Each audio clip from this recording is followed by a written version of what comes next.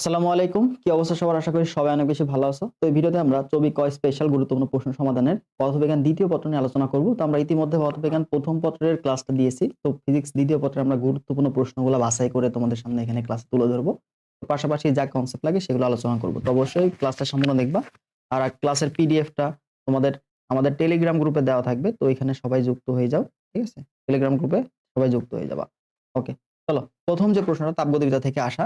তো এটা আসলে প্রত্যেক বছর বলা যায় মোটামুটি অনেক কয়বার আসছে। হ্যাঁ? এই প্রশ্নটা অনেকবার আসছে।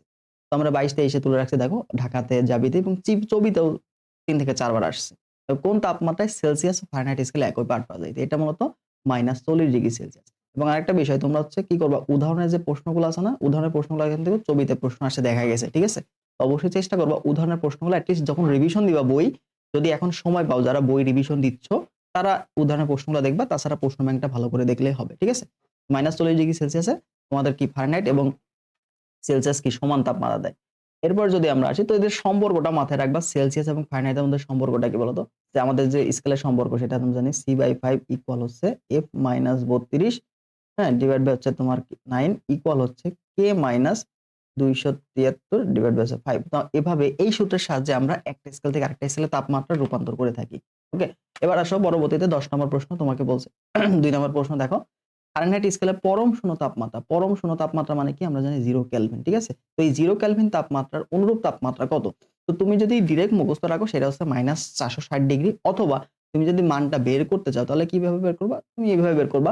দেখো আমরা কি দেখছিলাম যে F - 32 ডিভাইড বাই হচ্ছে 9 ইকুয়াল K - 273 ডিভাইড বাই হচ্ছে তোমার কত 5। তাহলে এখানে K এর মানটা কত? 0। তাহলে K এর মান যদি 0 হয় তো তুমি এখানে মানগুলো বসায় দিবা। দেখো F - 32 ইকুয়াল K এর মান কত? 0 না? তাহলে এখানে আল্টিমেটলি তুমি পাবা হচ্ছে 9 ইনটু -273। ঠিক আছে? 9 ইনটু -273 আর এদিকে তোমার হচ্ছে কি ডিভাইড বাই 5 আছে। ডিভাইড বাই কি আছে? 5 আছে। তো এটা কাটাকাটি করে তারপর দেখো এটা মাইনাস চলে আসে না? তো এটা তোমার মানগুলো যদি বসায় দাও তারপর দেখো F ইকুয়াল তোমার চলে আসবে হচ্ছে -460° চলে আসে। ঠিক আছে? এটা ক্যালকুলেশন করলে এই মানটা চলে আসে। তো এটা মনে রাখাই বেটার কারণ এটা তো এরকম ম্যাথমেটিক্যাল পার্ট না। দেখো ফারেনহাইট স্কেল পরম শূন্য তাপমাত্রা কত? 400°। এখানে আমরা বেশ কিছু পরম শূন্য তাপমাত্রা লিখে রাখি। পরম শূন্য তাপমাত্রা কত হবে? পরম শূন্য তাপমাত্রা, পরম শূন্য তাপমাত্রা, পরম শূন্য তাপমাত্রা। তো পরম শূন্য তাপমাত্রা কি বলতো? শক্তির মানটা কিন্তু 0। শক্তির মান কত হয়? 0। তো পরম শূন্য তাপমাত্রা আমাদের কেলভিনে যদি বলে, তাহলে কেলভিনে যদি বলে সেটা কি হবে? 0 কেলভিন। তারপর যদি সেলসিয়াসে বলে সেটা হবে -273°C এবং যদি ফারেনহাইটে বলে সেই ক্ষেত্রে হবে কি? -460° ফারেনহাইট। তো তিনটা মানই মাথায় রাখার চেষ্টা করবা। এবার দেখো 1 কাপ পানির তাপমাত্রা 1 কাপ পানির তাপমাত্রা 100°C থেকে 35°C নামানো হলো। ফারেনহাইট স্কেলে পরিবর্তন কত হয়? কথাটা কি উল্লেখ আছে? বলছে কি পরিবর্তনটা কত বের করতে। ঠিক আছে? তো ভাইয়া পরিবর্তন আবার কেমনে বের করে? চলো পরিবর্তনটা কিভাবে বের করে দেখি। তো আমাদের যে সূত্রে দেখছিলাম না C বাই এখানে এরকম হবে দেখো C - 0 ডিভাইড বাই 5 ইকুয়াল হচ্ছে F - 32। ঠিক আছে? ডিভাইড বাই হচ্ছে তোমার হচ্ছে 9 ইকুয়াল হচ্ছে K - 273 ডিভাইড বাই হচ্ছে 5। তো এই যে উপরের পার্টটাকে আমরা পরিবর্তন বলি ডেল সি। সেলসিয়াস স্কেলে পরিবর্তন ইকুয়াল 5 F - 32 এটা কি ফারেনহাইট স্কেলে পরিবর্তন ডিভাইড বাই 9 এবং উপরে হচ্ছে কি বলতো ডেল কে ডিভাইড বাই 5। তো এখানে যদি হিসাব করো তাহলে দেখো আমরা সেলসিয়াস এবং ফারেনহাইট বললে এই সূত্র এপ্লাই করব। ঠিক আছে? ডেল F বাই হচ্ছে 9 এটা আমরা এপ্লাই করব। কিন্তু দেখো আরেকটা জিনিস আমাদের এই যে ডেল সি বাই 5 ইকুয়াল হচ্ছে ডেল কে বাই 5। তার মানে এখানে বলতে পারি যে সেলসিয়াস স্কেলে যতটুকু পরিবর্তন হবে কেলভিন স্কেলে পরিবর্তনটা কি বললো? সমান। এটা থেকে কিন্তু প্রশ্ন আসে। বলল যে সেলসিয়াস স্কেলে 5 ডিগ্রি পরিবর্তন। কি বলল? 5 ডিগ্রি পরিবর্তন। তাহলে কেলভিনে কতটুকু? কেলভিনেও 5 কেলভিন পরিবর্তন হয়। ঠিক আছে? সেলসিয়াস এবং কেলভিনের পরিবর্তনটা সমান কিন্তু ফারেনহাইট এবং সেলসিয়াসের সমান হবে না। তো দেখো এখানে বলছে 35 ডিগ্রিতে নেমে এলো। তাহলে আমরা ডেল সি এর মানটা কত হবে? তো দেখো ডেল সি এটার মানটা কত হচ্ছে? 100 মাইনাস হচ্ছে 35। ঠিক আছে? 100 মাইনাস 35 ডিভাইড বাই হচ্ছে তোমার এখানে কত আসছে? 5 ইকুয়াল দেখো ডেল এফ বাই হচ্ছে 9। তো তোমাকে ডেল এফ এর মানটা বের করতে হবে। তো ডেল এফ এটা সমান আমরা কি 100 মাইনাস 35 তো এখানে আমরা লিখতে পারি কি 65 65 বাই হচ্ছে 5 ইনটু কত ইনটু হচ্ছে 9। ঠিক আছে? তো এটা তুমি যদি কাটাকাটি করো দেখো 5 13 65 হয়। ঠিক আছে? তারপর এটা গুণ করলে 3 নং 27। ঠিক আছে? তাহলে তোমার 117 চলে আসে 117 ডিগ্রি ফারেনহাইট। ঠিক আছে? তো পরিবর্তনটা বললে আমরা এইভাবে বের করব। আর নরমালি যদি সেলসিয়াস থেকে ফারেনহাইট বলে তাহলে এই যে C-5 এই যে F বা C এর মানটা বের করতে হয়। আর পরিবর্তন বলে del C/5 del F/9 এই মানটা বের করবে। এটা কিসের জন্য? এটা যদি বলে তোমাকে পরিবর্তন কত, ঠিক আছে, পরিবর্তন বের করতে বলে সেল স্কেলে, ঠিক আছে। তাহলে দেখো এখানে কত হলো 117 ডিগ্রি ফারেনহাইট। এরপরে দেখো কোন তাপমাত্রায় কেলভিন ও ফারেনহাইট স্কেলে একই পার্ট দিবে। তো আমরা দেখছিলাম যে কি হতে পারে বলতো, সেলসিয়াস ইকুয়াল ফারেনহাইট হতে পারে এবং ফারেনহাইট ইকুয়াল কেলভিন হতে পারে, কিন্তু কখনোই সেলসিয়াস এবং কেলভিন কি হতে পারে না, সমান হতে পারে না। কারণ আমরা জানি কি কেলভিন স্কেল ইকুয়াল কত বলতো, 273 ডিগ্রি সেলসিয়াস যোগ হচ্ছে সি। তাহলে 273 এটা কখনো মানে যোগ আকারে আছে, তাহলে কখনোই এটা পসিবল হবে না সমান হওয়া, ঠিক আছে। তাহলে আমাদের সেলসিয়াস এবং ফারেনহাইট স্কেলের সম্পর্কটা কি হচ্ছে, কেলভিন এবং ফারেনহাইট স্কেলের সমান তাপমাত্রা কখন দিবে, যখন 574.25 কেলভিন এই তাপমাত্রাটা মনে রাখবা, ঠিক আছে। ডিরেক্ট মুখস্থ রাখবা, ডিরেক্ট মুখস্থ। একটা মান হতো -40 ডিগ্রি সেলসিয়াস যখন সেলসিয়াস এবং ফারেনহাইট সমান, এবং যখন কেলভিন এবং ফারেনহাইট সমান তখন কত, 574.25 কেলভিন। ওকে, এরপর দেখো একটি কক্ষ তাপমাত্রা, একটি কক্ষে, ঠিক আছে, তো দেখো একটি কক্ষে তাপমাত্রা 30 ডিগ্রি সেলসিয়াস, ফারেনহাইট স্কেলের মান কত? তাহলে একটা কক্ষের তাপমাত্রা আছে কত, 30 ডিগ্রি সেলসিয়াস। তাহলে ফারেনহাইটে তোমাকে কনভার্ট করতে বলছে, তাহলে আমরা স্কেলের যে সম্পর্কটা আছে ওইটা থেকে অ্যাপ্লাই করব। দেখো এখানে কি পাচ্ছি, C/5 ইকুয়াল হচ্ছে F-32, ঠিক আছে, ডিভাইড বাই 9।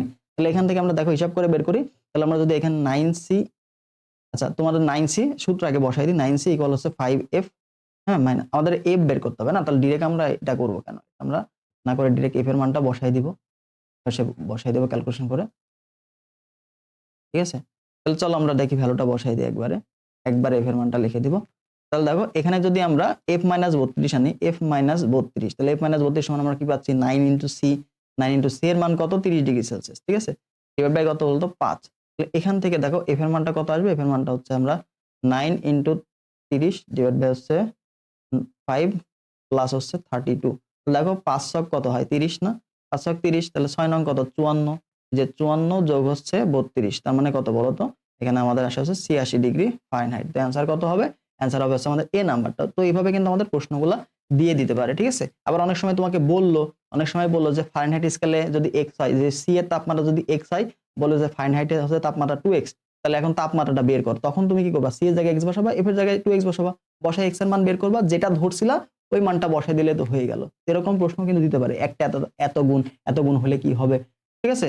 বলো যে সেলসিয়াস হলো এফ এর দ্বিগুণ, ঠিক আছে, সেলসিয়াস হলো কি এফ এর দ্বিগুণ, এরকম তোমাকে বলে দিল। তাহলে সেলসিয়াস এফ এর দ্বিগুণ, তাহলে যার দ্বিগুণ ওইটাকে তুমি x ধরবা।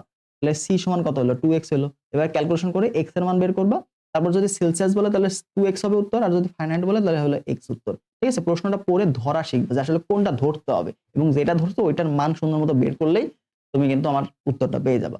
দেখো তাপগতিবিদ্যার প্রথম সূত্র, তাপগতিবিদ্যার প্রথম সূত্র থেকে বেশ কিছু প্রশ্ন আছে, দুইটা টপিক আমাদের জানতে হবে। প্রথম যে সূত্রটা কি, প্রথম সূত্র হচ্ছে আমাদের সূত্রটা হচ্ছে ডেল কিউ ডিভাইড হচ্ছে ডেল ইউ প্লাস হচ্ছে ডেল ডাব্লিউ। এখানে কিউটা কি, এটা হচ্ছে অন্তঃস্থ শক্তির পরিবর্তন, ডেল ডাব্লিউ এটা হচ্ছে কাজের পরিমাণ, ঠিক আছে। তো এটা কি নির্দেশ, এটা মূলত কাজ এবং শক্তি, ঠিক আছে, কাজ ও শক্তির সম্পর্ক, কাজ ও শক্তির মধ্যে সম্পর্ক স্থাপন করে, ঠিক আছে, কাজ ও শক্তির মধ্যে সম্পর্ক স্থাপন করে, এটা মাথায় রাখতে হবে। এবং 3 নম্বর যেটা, সেটা হচ্ছে শক্তির সংরক্ষণশীলতা মেনে চলে, ঠিক আছে, শক্তির সংরক্ষণশীলতা মেনে চলে। দেখো যতটুকু শক্তি তুমি দিলা, এই শক্তিটাই তো অন্তঃস্থ শক্তি পরিবর্তন হয়েছে এবং কাজে কনভার্ট হয়েছে, টোটাল শক্তির যোগফল, ঠিক আছে। এই যে এটাকে বলা হয় কি, তাপের শক্তির সংরক্ষণশীলতা, শক্তির সংরক্ষণশীলতা মেনে চলে, সংরক্ষণশীলতা মেনে চলে, ঠিক আছে। তো এটা আমাদের এ নাম্বার অপশনটা, আর এই দুইটা টপিক আমাদের মাথায় রাখতে হবে। পরবর্তী জিনিস দেখো, বলছে দুইটা বস্তুর মধ্যে ঘর্ষণের ফলে তাপ উৎপন্ন হয়, এটি কোন ধরনের প্রক্রিয়া। তো আমাদের যে প্রত্যাবর্তী প্রক্রিয়া, তুমি একটা তাপমাত্রা দিলা যেটা মনে করো ট্রান্সফার করা সম্ভব, ঠিক আছে, তুমি একটা তাপমাত্রায় এই অবস্থান থেকে এই অবস্থানে গেছা, আবার এই অবস্থান থেকে ব্যাক আসা যাবে, তো এটা হলো মূলত প্রত্যাবর্তী প্রক্রিয়া, ঠিক আছে। আর যেটাতে যাওয়া যায় না সেটা মূলত অপ্রত্যাবর্তী প্রক্রিয়া, যেখানে ঘর্ষণ আছে, দেখো ঘর্ষণ করে তাপ উৎপন্ন হলো, এবার তুমি তাপ দিয়ে ঘর্ষণে ব্যাক আনতে পারবা না। তো এই ধরনের প্রক্রিয়াকে বলা হয় কি বলতো, অপ্রত্যাবর্তী প্রক্রিয়া। এবং এই যে রুদ্ধতাপের প্রক্রিয়াতে আরেকটা প্রশ্ন আছে, সেটা হচ্ছে তোমার এন্ট্রপি কি থাকে বলতো, এন্ট্রপি স্থির, এই প্রশ্নটা কিন্তু আসে, বা এসে ডিএস পরিবর্তনটা কত, এন্ট্রপির পরিবর্তনটা হয় 0। এরপর দেখো সমষ্ণ প্রক্রিয়ায় কোনো এক মোল কোনো গ্যাস 127 ডিগ্রি সেলসিয়াসে এর আয়তন দ্বিগুণ হয়, আয়তন কি হচ্ছে দ্বিগুণ হচ্ছে, তার মানে V2 এটা সমান কত, আগের তুলনায় দ্বিগুণ হইলো, তাহলে পর্যাপ্ত প্রসারিত হইলো, তাহলে এই ক্ষেত্রে মোট কাজ কত? তো এটা মূলত কি প্রক্রিয়া বলতো? সমষ্ণ প্রক্রিয়া। এটা আসছে কত? ছবিতে 18 19 সেজন্য আসছে। দেখো সমষ্ণ প্রক্রিয়ার কাজের সূত্র আমরা ডিরেক্ট জানি, সেটা হচ্ছে বলতো কাজের সূত্র W ইকুয়াল nRT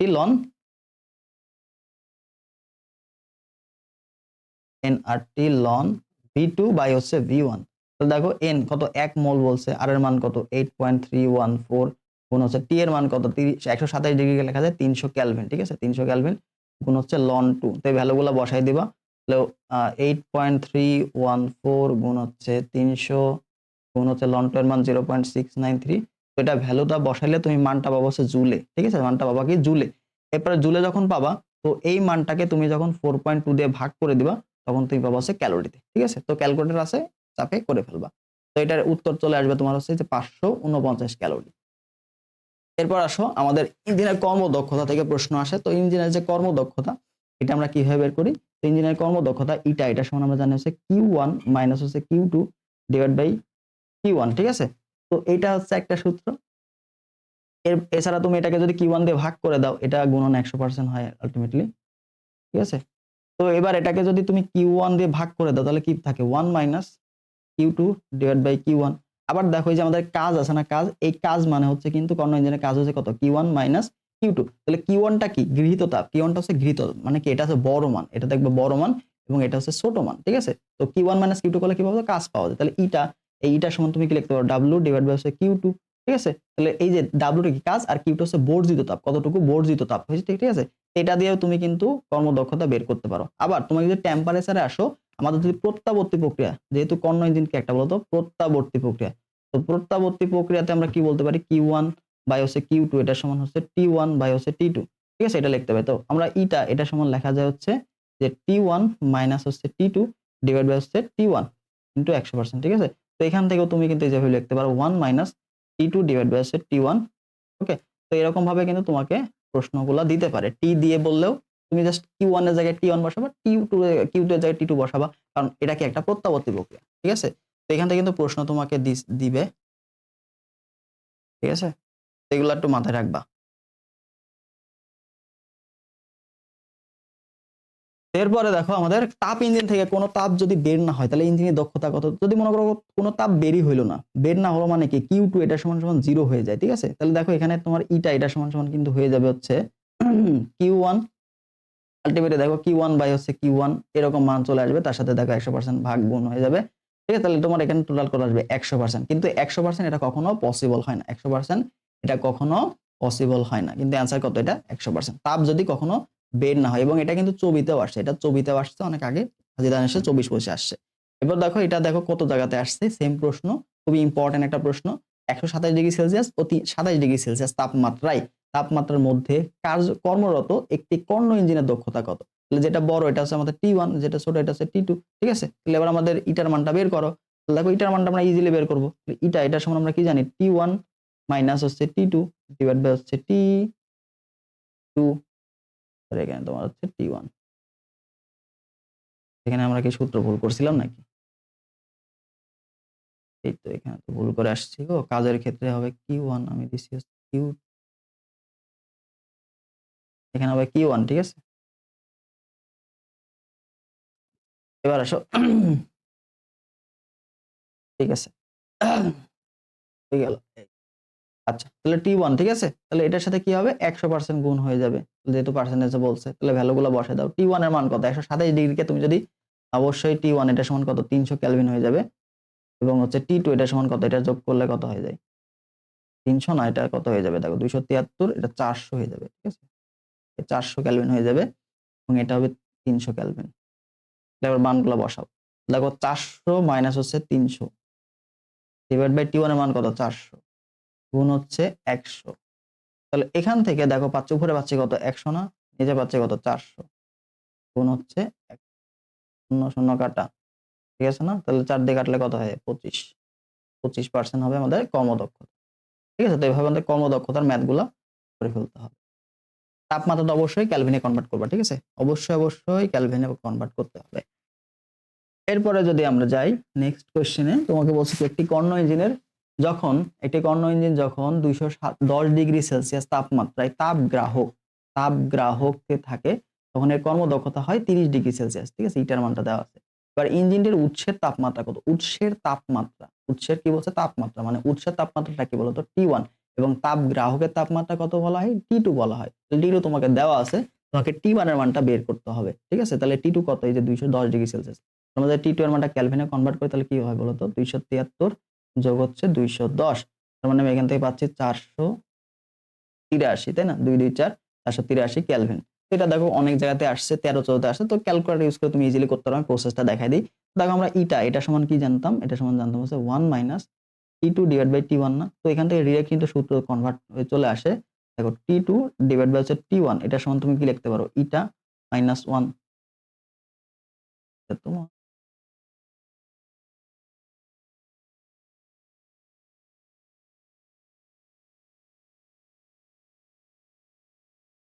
1 মাইনাস ইটা। ঠিক আছে, অর্থাৎ T2, এই T2 এর সমান কি হবে? T1 ইনটু 1 মাইনাস ইটা। তো এই যে ইটা যেটা, এটা কিন্তু পার্সেন্টেজ থেকে নিয়ে আসতে হবে। দেখো 30% আছে না? 30% কি লেখা যায়? 100। মানে এটা তোমার রেজাল্ট আসবে কত? 0.3। ঠিক আছে, তো ভ্যালুগুলো বসায় দাও। তাহলে এখানে তোমার থাকে হচ্ছে 483 গুণ হচ্ছে 1 মাইনাস 0.3। দেখো এখানে রেজাল্ট কত আসে? 483 গুণ হচ্ছে 0.7 আসে। তাহলে 4 7 কত হয়? 28 হয়। ঠিক আছে, তাহলে 4 7 300 সামথিং এরকম একটা মান পাবো, 300 এর বেশি। তাহলে 300 এর বেশি কাছাকাছি মান কই আছে? দেখো 300 বেশি কাছাকাছি মান আছে, মনে করো 338। তাহলে এটাই বি নাম্বারটা অপশন রমন রাইট। ঠিক আছে, তো তুমি ক্যালকুলেটর দিয়ে করে ফেলো। নিয়মটা তো তোমাকে দেখাই দিলাম। তাহলে T2 সমান কত হয়? T1 equal to 1 minus 7। অনেক সময় তোমাকে আবার T1 ও বের করে দিতে পারে। T1 এটা কি বলতো? এটা হচ্ছে, আচ্ছা এখানে আমরা তাপ উৎসের কথা বলছে, সরি এখানে একটু ভুল হয়ে গেছে। তাহলে তাপ উৎসের কথা বলছে, আমরা কি করলাম?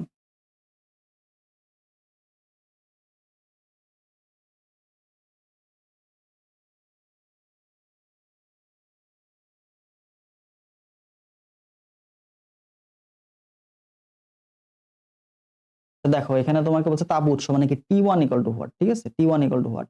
তাহলে দেখো এখান থেকে আমরা দেখছিলাম কি? T2 ডিভাইড বাই T1, এটা সমান আমরা দেখলাম 1 মাইনাস ইটা। 1 মাইনাস ইটা। তাহলে আমাকে যদি T1 বের করতে পারে, তাহলে T1 সমান কি? এটা নিচে চলে আসবে না? তাহলে দেখো T2 ডিভাইড বাই 1 মাইনাস ইটা। ঠিক আছে, তাহলে দেখো এই ভ্যালুটা কত? T2 এর মানটা কত পাইছি এখানে? 483। 483 ভাগ হচ্ছে 1 মাইনাস 0.3, তার মানে আমরা পাবো হচ্ছে 483 ডিভাইড বাই 0.7। ঠিক আছে, তো এই ভ্যালুটা আমাদের লাগবে। তো এটা যদি তুমি ক্যালকুলেশন করো তাহলে মানটা আলটিমেটলি পেয়ে যাবা। আমরা যদি দেখি 483 ভাগ 0.7, তাহলে তোমার এখানে চলে আসে প্রায় 694, যা হচ্ছে আমরা বলতে পারি এখানে 690 এর কাছাকাছি। ঠিক আছে, তাহলে এটা অ্যান্সার হচ্ছে এ নাম্বারটা। বুঝতে পারছো? তো আমাদের যদি T1 বলে, T1টা কি বলতো? T1 হচ্ছে উৎস, T1 উৎস, এবং T2 এটা সমান হচ্ছে তাপগ্রাহক। ঠিক আছে, যখন যেটা বের করতে বলবো তখন তুমি এই সূত্র দিয়ে করে ফেলতে পারবে। ঠিক আছে, তো পরবর্তী প্রশ্ন দেখো। রেফ্রিজারেটর, তুমি এখান থেকে সূত্র মাথায় রাখবে কোনটা? যে এটা T2, যে T2 এটা সমান সমান হচ্ছে T1 ইনটু 1 মাইনাস ইটা, এটা মাথায় রাখবা। তাহলে এটা যদি থাকে তাহলে তুমি ইজিলি T1 T2 বের করে ফেলতে পারবা। তো একটা সূত্র মাথায় রাখলেই হয়ে যাবে। এরপরে দেখো, রেফ্রিজারেটর তৈরি করা হয় নিচের কোন সূত্রকে কাজে লাগে? রেফ্রিজারেটর তৈরি করা হয় মূলত তাপগতিবিদ্যার দ্বিতীয় সূত্রকে কাজে লাগে। তো রেফ্রিজারেটর কার্য সমাধান সূচক কে, এটা সমান আমরা জানি হচ্ছে টোটাল কাজ কতটুকু হবে ডিভাইড বাই তাপ। তো এটা মূলত হচ্ছে ছোট তাপমাত্রা। ঠিক আছে, এটা হচ্ছে ঠান্ডা যে তাপমাত্রা, যে তাপমাত্রাটা কম, নির্গমন তাপমাত্রা। এবার দেখো গরম বস্তু ঠান্ডা করতে কোনটি কার্যকর বেশি? তো গরম বস্তু ঠান্ডা, তার মানে তাপমাত্রাটা স্থানান্তর হবে, তাই না? তাপমাত্রা স্থানান্তর এখানে ইজিলি হবে হচ্ছে ঠান্ডা পানিতে। আমাদের গরম বস্তুকে ঠান্ডা করতে সহজে কাজে লাগে কি? ঠান্ডা পানি। কারণ তাপের আমাদের শূন্যতম সূত্র কি বলতো? পাশাপাশি বস্তু রাখবে,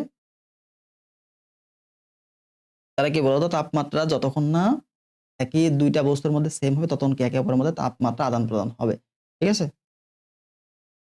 আচ্ছা তাহলে দেখো এখানে আমরা দেখি 2 নম্বর প্রশ্ন বলছে নির্দিষ্ট কিছু পরিমাণ পানিকে ধীরে ধীরে 2 ডিগ্রি সেলসিয়াস থেকে 7 ডিগ্রি সেলসিয়াসে উষ্ণ করা হলো।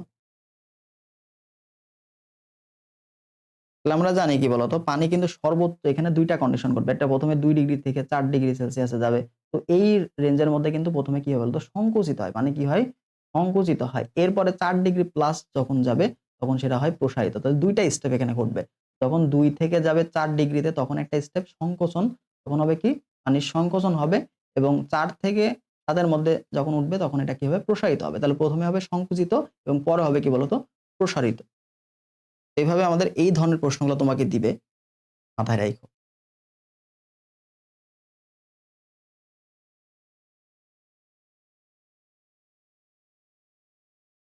দেখো কোনো বস্তুর কঠিন অবস্থা থেকে তরল অবস্থায় না গিয়ে সরাসরি বায়বীয় অবস্থায় রূপান্তরিত হওয়াকে কি বলা হয়? এটাকে বলা হয়, আমরা জানি কি, ঊর্ধ্বপাতন। ঊর্ধ্বপাতন হওয়া। এবার দেখো ফুটন্ত পানি বাষ্পে পরিণত হচ্ছে, এই অবস্থায় পানির আপেক্ষিক তাপ কি হবে? যদি ফুটন্ত পানি কি হচ্ছে, বাষ্পে ডিরেক্ট যখন কণা হচ্ছে তখন কি হচ্ছে, পানির আপেক্ষিক তাপ থাকে না, এটা অসীম হয়ে যায়। ঠিক আছে, নির্দিষ্ট থাকে না, এটা কি হয়ে যাবে, অসীম হয়ে যাবে। কারণ এখানে আমাদের কি কাজ করবে বলতো, সুপ্ত তাপ কাজ করবে, বাষ্পীভবনের সুপ্ত তাপ কাজ করতেছে। এবার দেখো স্থির তড়িৎ থেকে যদি আমরা প্রশ্ন দেখি, তো এখানে আমাদের কি বলছে, চার্জের কোয়ান্টাম। তো চার্জের কোয়ান্টামটা খুবই ইজি একটা টপিক, বাট তোমার ইয়েতে আসে, ছবিতে আসে। দেখো চার্জের কোয়ান্টামটা বলতে কি, কিউ। এখানে লিখি কিউ, যে কিউ চার্জের পরিমাণটা অবশ্যই কি বলতো, ইলেকট্রনের গুণিতক আকারে, যেখানে এনটা হচ্ছে কি বলতো, পূর্ণ সংখ্যা, মানে ভগ্নাংশ হওয়া যাবে না। ঠিক আছে, ভগ্নাংশ হওয়া যাবে না। তাহলে তুমি যে চার্জটা নিছো ওই চার্জটা অবশ্যই ইলেকট্রনের চার্জ, ই ইকুয়াল টু কত, 1.6 ইন্টু 10⁻⁻19। এই চার্জের কি হবে, গুণিতক, হয় 2 দিয়ে গুণ করলে, দেখো আমি যদি বলি কিউ 2 দিয়ে গুণ করো তাহলে কি হচ্ছে, 3.2 ইন্টু 10⁻⁹ এটা হতে পারে। তারপরে কিউ তুমি যদি এটাকে 3 দিয়ে গুণ করো তাহলে 3 6 কত হয়, 3 3 কে 3 3 6 18, তার মানে এখানে 4.8 হবে। ঠিক আছে, তারপরে গুণন হচ্ছে 10⁻9, এরকম হতে পারে। তাহলে কিউ এটা সমান তুমি হতে পারে যদি এটাকে 4 দিয়ে গুণ করো, 4 16 যত 64, তার মানে 6.4 ইন্টু 10⁻⁹। এরপর দেখো এটাকে যদি লেখো তাহলে 7.6 ইন্টু 10⁻⁹। তো এইভাবে কিন্তু মানগুলো আসে। তাহলে এইগুলো সবগুলাই কি বলতো, যদি তুমি এটাকে ভাগ করো 1.6 দিয়ে, রেজাল্ট আসবে কি, এন, পূর্ণ সংখ্যা। অথবা আরেকটা বলি যে q by e, sorry, e by q, তুমি যদি ইলেকট্রনের চার্জকে যদি কিউ চার্জ দিয়ে ভাগ করে দাও, একটু ভুল করে ফেলেছি, সরি সরি সরি। দেখো এখানে তুমি যদি তোমার যে চার্জটা আছে, যে ওই চার্জটাকে তুমি যদি ইলেকট্রনের চার্জ দিয়ে ভাগ করো, ঠিক আছে, ইলেকট্রনের চার্জ দিয়ে ভাগ করে দাও, এবং এটা যদি পূর্ণ সংখ্যা আছে, এটা যদি পূর্ণ সংখ্যা আছে তাহলে এটা ভ্যালিড। ঠিক আছে, পূর্ণ সংখ্যা এটা ভ্যালিড। দেখো আমাদের এখানে যদি আমি দেখি, এই যে 6, এটাকে কিন্তু তুমি হচ্ছে কখনোই 1.6 দিয়ে ভাগ করলে পূর্ণ সংখ্যা পাবা না। ঠিক আছে, এটাকেও 4.9 কেও পাবা না, আমি দেখলাম 4.8 হবে, 3 কেও তুমি পাবা না, বাট 3.2 দেখো 1.6 কে 2 দিয়ে গুণ করলে 3.2 পাবা। তার মানে ভাগ করলে যে চার্জ দেওয়া আছে এই চার্জকে তোমাকে ই দিয়ে ভাগ করতে হবে, এবং ভাগ করলে যদি রেজাল্ট যদি এন হয়, যেটা পূর্ণ সংখ্যা হয়, তাহলে কিন্তু আমাদের সেটা কি বলতো, চার্জটা হবে ভ্যালিড বা সম্ভব। ঠিক আছে, তো এটাই মূলত চার্জের কোয়ান্টাম। এই ধরনের টাইপগুলো মাথায় রাখবা। এবার দেখো 1 কুলম্ব চার্জের জন্য কতগুলো ইলেকট্রন প্রয়োজন। তো 1 কুলম্ব চার্জ, আমাকে যদি বলে 1 কুলম্ব চার্জের জন্য কতগুলো ইলেকট্রন প্রয়োজন, ঠিক আছে, কতগুলো কি বলতো, ইলেকট্রনের প্রয়োজন, তাহলে এটা কি হবে, 6.25 ইন্টু 10⁻18। তো এটা কেমনে আসে,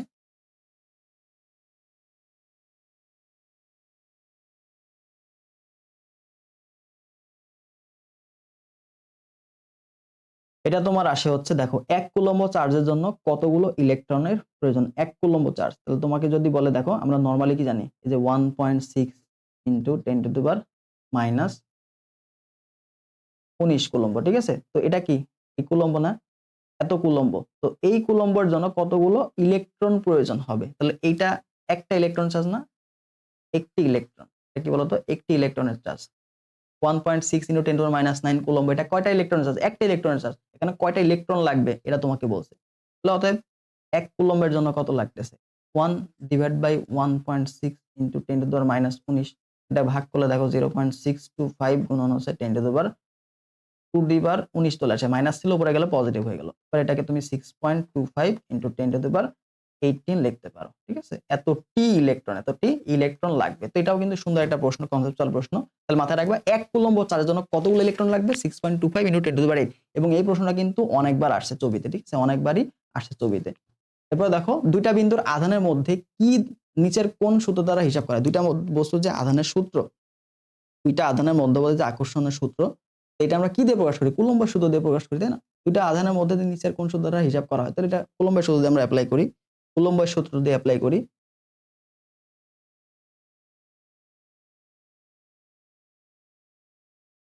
পরবর্তী প্রশ্নে যাই, দেখো এখানে আমাদের বলছে দুইটা আদর্শ নিউক্লিয়াস, আদর্শ নিউক্লিয়াস, ওই নিউক্লিয়াসে দুইটা প্রোটন দেওয়া আছে। তো ওই প্রোটনের কত দূরত্ব আছে, দূরত্ব তোমাকে দেওয়া আছে। তো এই দূরত্বে থাকলে তাদের মধ্যে বৈদ্যুতিক বল কত হবে এটা তোমাকে ফাইন্ড আউট করতে বলছে, ঠিক আছে?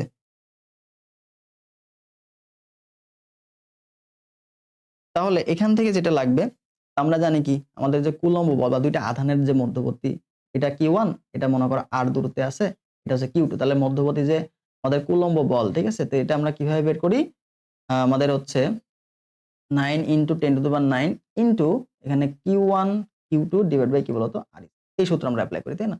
এখানে চার্জের মান লাগবে, যেহেতু দুইটাই প্রোটন বলছে, তাহলে প্রোটনের যে চার্জ সেটা আমরা কি জানি? পজিটিভ 1.6 × 10⁻⁻19 কুলম্ব, এটা হচ্ছে চার্জ, প্রোটনের চার্জ। তাহলে এখানে জাস্ট দুইটা মান তুমি বসাই দিবা, তাহলে হয়ে গেল। দেখো এখানে 9 × 10⁹, ঠিক আছে, গুণ হচ্ছে দুইটা যেহেতু একই জিনিস, তাহলে আমরা এটা কি করব? 1.6 × 10⁻⁹ এটার পরে স্কয়ার হয়ে যাবে। যেহেতু Q1 একই চার্জ, তাহলে স্কয়ার হয়ে লেখা যায় ডিভাইড বাই R স্কয়ার। দেখো দূরত্ব দেওয়া আছে তোমার কত? 4 × 10⁻⁻15 এটার পরে স্কয়ার। এটা ক্যালকুলেশন করলে আমরা কিন্তু আমাদের কাঙ্ক্ষিত মানটা পেয়ে যাব। যেহেতু এটা ক্যালকুলেট আমাদের এলাও, তোমরা ক্যালকুলেট এলাও করে মানটা পেয়ে যাবো। তো এর আনসার তোমার চলে আসে হচ্ছে 14.4। ঠিক আছে? ক্যালকুলেটর চাপলে 14.4 নিউটন এটা তোমার চলে আসে। বি নাম্বারটা আমাদের কারেক্ট আনসার। ঠিক আছে?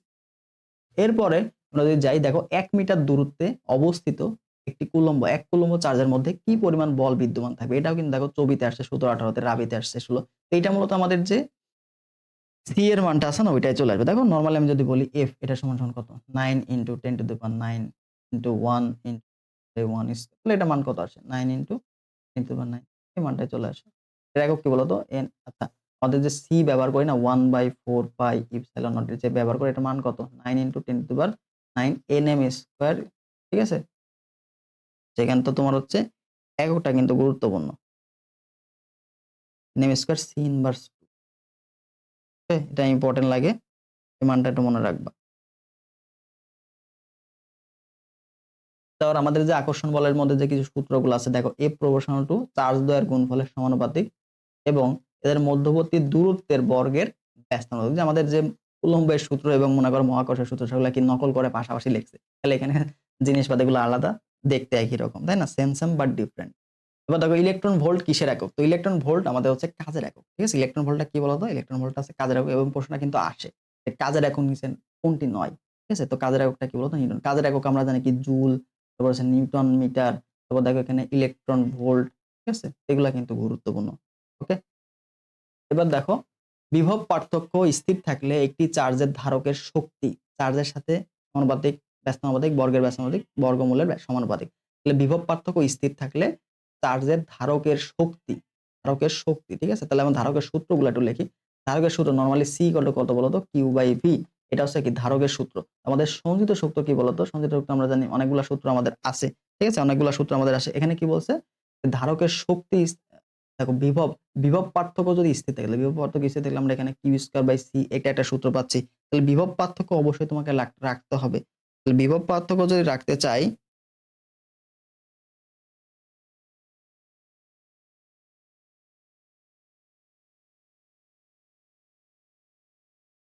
তাহলে এখানে আমাদের এই সূত্র লেখা যায় হচ্ছে হাফ CV²। ঠিক আছে? তো এটা একটা সূত্র আমাদের। এখন তোমাকে যেটা বলছে যে বিভব পার্থক্য স্থির আছে, তাহলে এই চার্জের ধারকের শক্তি কি হবে? ধারকের শক্তি কি হবে? তার মানে বিভব পার্থক্য থাকবে এবং ধারক থাকবে ওই সূত্রে। ঠিক আছে? তাহলে যখন যে দুইটা উল্লেখ থাকবে ওই দুইটা অবশ্যই থাকতে হবে। বিভব থাকতে হবে এবং কি থাকতে হবে? ধারকের যে মান সি এটা থাকতে হবে। তাছাড়া তুমি সম্পর্ক তো স্থাপন করতে পারবে না। এবার তোমার দেখো W ইকুয়াল কত দেওয়া আছে? Half CV²। এবার তোমাকে বললো সি টা হচ্ছে কনস্ট্যান্ট, আচ্ছা ভি টা হচ্ছে কনস্ট্যান্ট। তাহলে ভি যদি কনস্ট্যান্ট হয়, হাফও কনস্ট্যান্ট, তাহলে এখানে তুমি W প্রপোর্শনাল টু সি লিখতে পারো। ঠিক আছে? আবার তোমাকে এখানে বললো যে সিটা ফিক্সড, সিটা হচ্ছে কনস্ট্যান্ট, সিটা হচ্ছে ধ্রুবক, সিটা হচ্ছে ধ্রুবক। তাহলে সি যদি ধ্রুবক থাকে, তাহলে আমি কি বলতে পারি? Half proportional to W proportional to V square. এখানে বলবে যে কোনটা ধ্রুবক, তাহলে একটা ধ্রুবক থাকলে আরেকটা প্রপোর্শনাল হবে। তাহলে ডাব্লিউ প্রপোর্শনাল টু সি, তার মানে সমানুপাতিক, ডিরেক্ট সমানুপাতিক। ঠিক আছে? এবার তোমাকে যদি বলতো যে হচ্ছে চার্জ এবং, তোমাকে বলতো চার্জ এবং ধারকত্ব, চার্জ এবং ধারকত্ব, চার্জ এবং ধারকত্ব। তোমাকে বললো যে চার্জটা স্থির থাকলো, চার্জ হচ্ছে স্থির আছে, তাহলে ডাব্লিউ প্রপোর্শনাল টু কি হবে বলতো? ডাব্লিউ প্রপোর্শনাল টু 1/c হয়ে যাবে। এরকম যে দুইটা জিনিস বলবে ওই দুইটা সূত্র আগে লিখবা। দেখো ডাব্লিউ সমান সমান কি? হাফ Q²/C লেখা যায়, হাফ CV² লেখা যায়। ঠিক আছে? তো এই সূত্রের মধ্যে যখন যেটা বলবে, যে দুইটার মধ্যে সম্পর্ক বলবে, ওই সূত্রটা তুমি লিখবা। তারপরে একটাকে স্থির করলে বাকিটা তোমার সমানুপাতিক হবে না ব্যস্তানুপাতিক হবে, তুমি দেখে নিতে পারো। এরপরে দেখো তোমাকে বলছে 8 নম্বর প্রশ্ন যে 2 মাইক্রোফেরাড ধারকত্বের একটি বর্তনী 2000 ভোল্ট বিভব পার্থক্য প্রয়োগের পর ধারকের সঞ্চিত শক্তির মান কত? ঠিক আছে? এত ফ্যারাড আমি এটা কি সি এর মান তোমাকে দেওয়া আছে, এটা ভি এর মান তোমাকে দেওয়া আছে। ঠিক আছে? আচ্ছা, তাহলে সঞ্চিত শক্তির মান কত? আমরা কিছুক্ষণ আগে দেখলাম যে সঞ্চিত শক্তির যে সূত্র এটা কত বলতো? W, এটা সমান সমান কি দেখলাম? Half c v square. তো দেখো হাফ লিখলাম। সি এর মান কত? 2 মাইক্রোফ্যারাড। মাইক্রো মানে কি 10 two the power -6 into V square. দেখো এখানে কত? 2000, 2000 এর পরে তাহলে দেখো এখানে 2 2 কাটা যায়। তাহলে এখানে থাকলো কত? 1 ইনটু 10 টু দি পাওয়ার -6 গুণ 6 হবে। গুণ হচ্ছে দেখো 2 পাওয়ার কত? 3 টা শূন্য না, তাহলে স্কয়ার করলে 2 টা শূন্য হবে। তাহলে এখানে 4 ইনটু 10 টু দি পাওয়ার 6। তাহলে দেখো এই যে -6 প্লাস 6 কেটে যাবে। তার মানে শুধুমাত্র 1 আর 4 থাকবে। 1 আর 4 থাকবে, তাহলে গুণ করলে কত হবে? 4। তাহলে এটা কি বলতো? যেহেতু শক্তি তার মানে একক কি হবে? জুল। তাহলে 4 জুল হবে আমাদের সঞ্চিত শক্তির পরিমাণ। ঠিক আছে? পরবর্তী প্রশ্নে যাই, দেখো বলছে 4 মাইক্রোফ্যারাড বিশিষ্ট একটি ধারককে 9.0 ব্যাটারি দ্বারা আহিত করা হলো। ধারকটিতে কি পরিমাণ শক্তি সঞ্চিত হলো? এখানেও আমাদের সঞ্চিত শক্তির কথা বলছে। ছবিতে আসছে 13 14 হিসেবে। তাহলে এখানে তোমাদের দেখো সেম টাইপের প্রশ্নই, জাস্ট মান চেঞ্জ করে দিচ্ছে, তাই না? তাহলে আমরা এটা কি তোমরা বাসায় করে ফেলবা, এটা হোমওয়ার্ক করে ফেলো। ঠিক আছে? এটা করে ফেলো। তাহলে হাফ সিভি স্কয়ার করে দিলেই তোমার অ্যানসার পেয়ে যাবা। এবার দেখো সি টু সি ও সি ধারকত্বের সিরিজ সংযোগের সমতুল্য কত? তাহলে আমাদের দেখছিলাম যদি সিরিজে থাকে তাহলে কি হয়?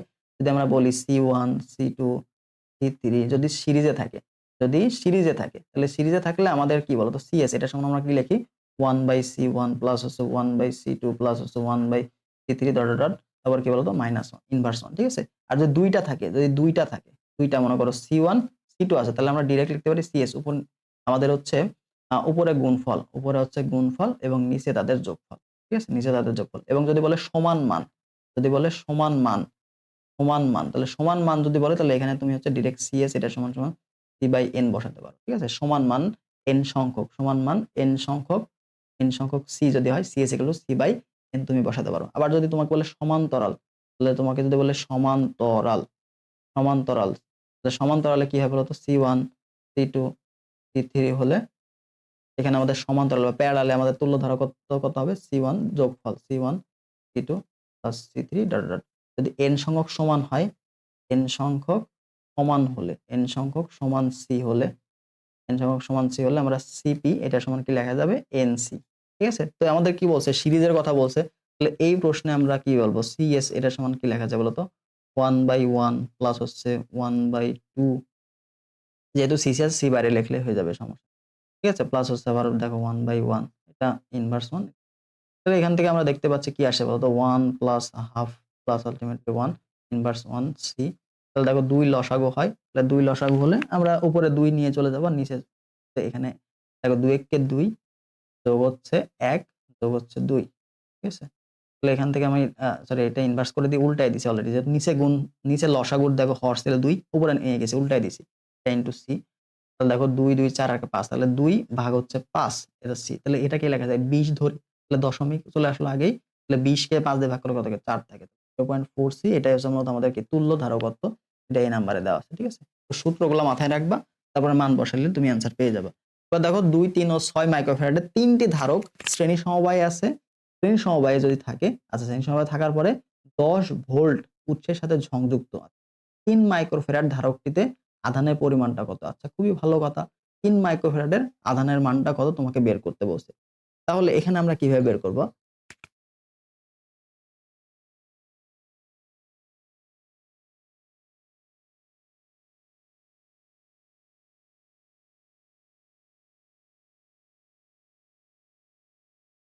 তবে প্রথম কথা হচ্ছে তোমার কি করতে হবে বলতো? প্রথম যে বিষয়টা সেটা হচ্ছে তোমাকে আগে তুল্য ধারকত্বটা বের করতে হবে। যেহেতু ৩ টাই কি আসে? ৩ টাই তোমার হচ্ছে শ্রেণীতে আছে। কি বলছে? শ্রেণীতে আছে। তাহলে শ্রেণীতে যদি থাকে তাহলে আমাদের তুল্য ধারকত্বটা আগে বের করতে হবে। ঠিক আছে? CS এটা সমান আমরা কি পাবো? 1/2 প্লাস হচ্ছে 1/3 প্লাস হচ্ছে দেখো 1/6 তার উপরে ইনভার্স, এবং এটা কিন্তু মাইক্রোফ্যারাড। ঠিক আছে? তাহলে দেখো এখানে আমাদের রেজাল্টটা কি আসে? যদি আমার লসাগু হয় কিন্তু 6 চলে আসে। লসাগু কিন্তু 6, 2 3 2 দিয়ে দিলে 1 3 2। এখানে লসাগুটা একটু ভুল হইছে। 3 দিয়ে দিলে 1 ঠিকই আছে, 3 দোকানে 6 হবে। তাহলে দেখো 3 একে 3 যোগ হচ্ছে 2 যোগ হচ্ছে 1, তারপরে কি হবে ইনভার্স মাইক্রোফ্যারাড। ঠিক আছে, তাহলে দেখো 3 আর 2 এ 5 আর 1 এ 6, 6 6 1 কাটা, তার মানে আলটিমেটলি 1, এটা হচ্ছে তোমার 1 মাইক্রোফ্যারাড। এটা হচ্ছে তোমার কি বলতো, এটা হচ্ছে তোমার টোটালি সঞ্চিত শক্তি। এখন কথা হলো, আচ্ছা ভাই ঠিক আছে, এবার তোমাকে বলছে 3 মাইক্রোফ্যারাডের মধ্যে দিয়ে তাহলে আধানের পরিমাণটা কত, এটা তুমি ফাইন্ড আউট করো। ঠিক আছে, 3 মাইক্রোফ্যারাডের মধ্যে কত হবে এটা তুমি ফাইন্ড আউট করো। এখন দেখো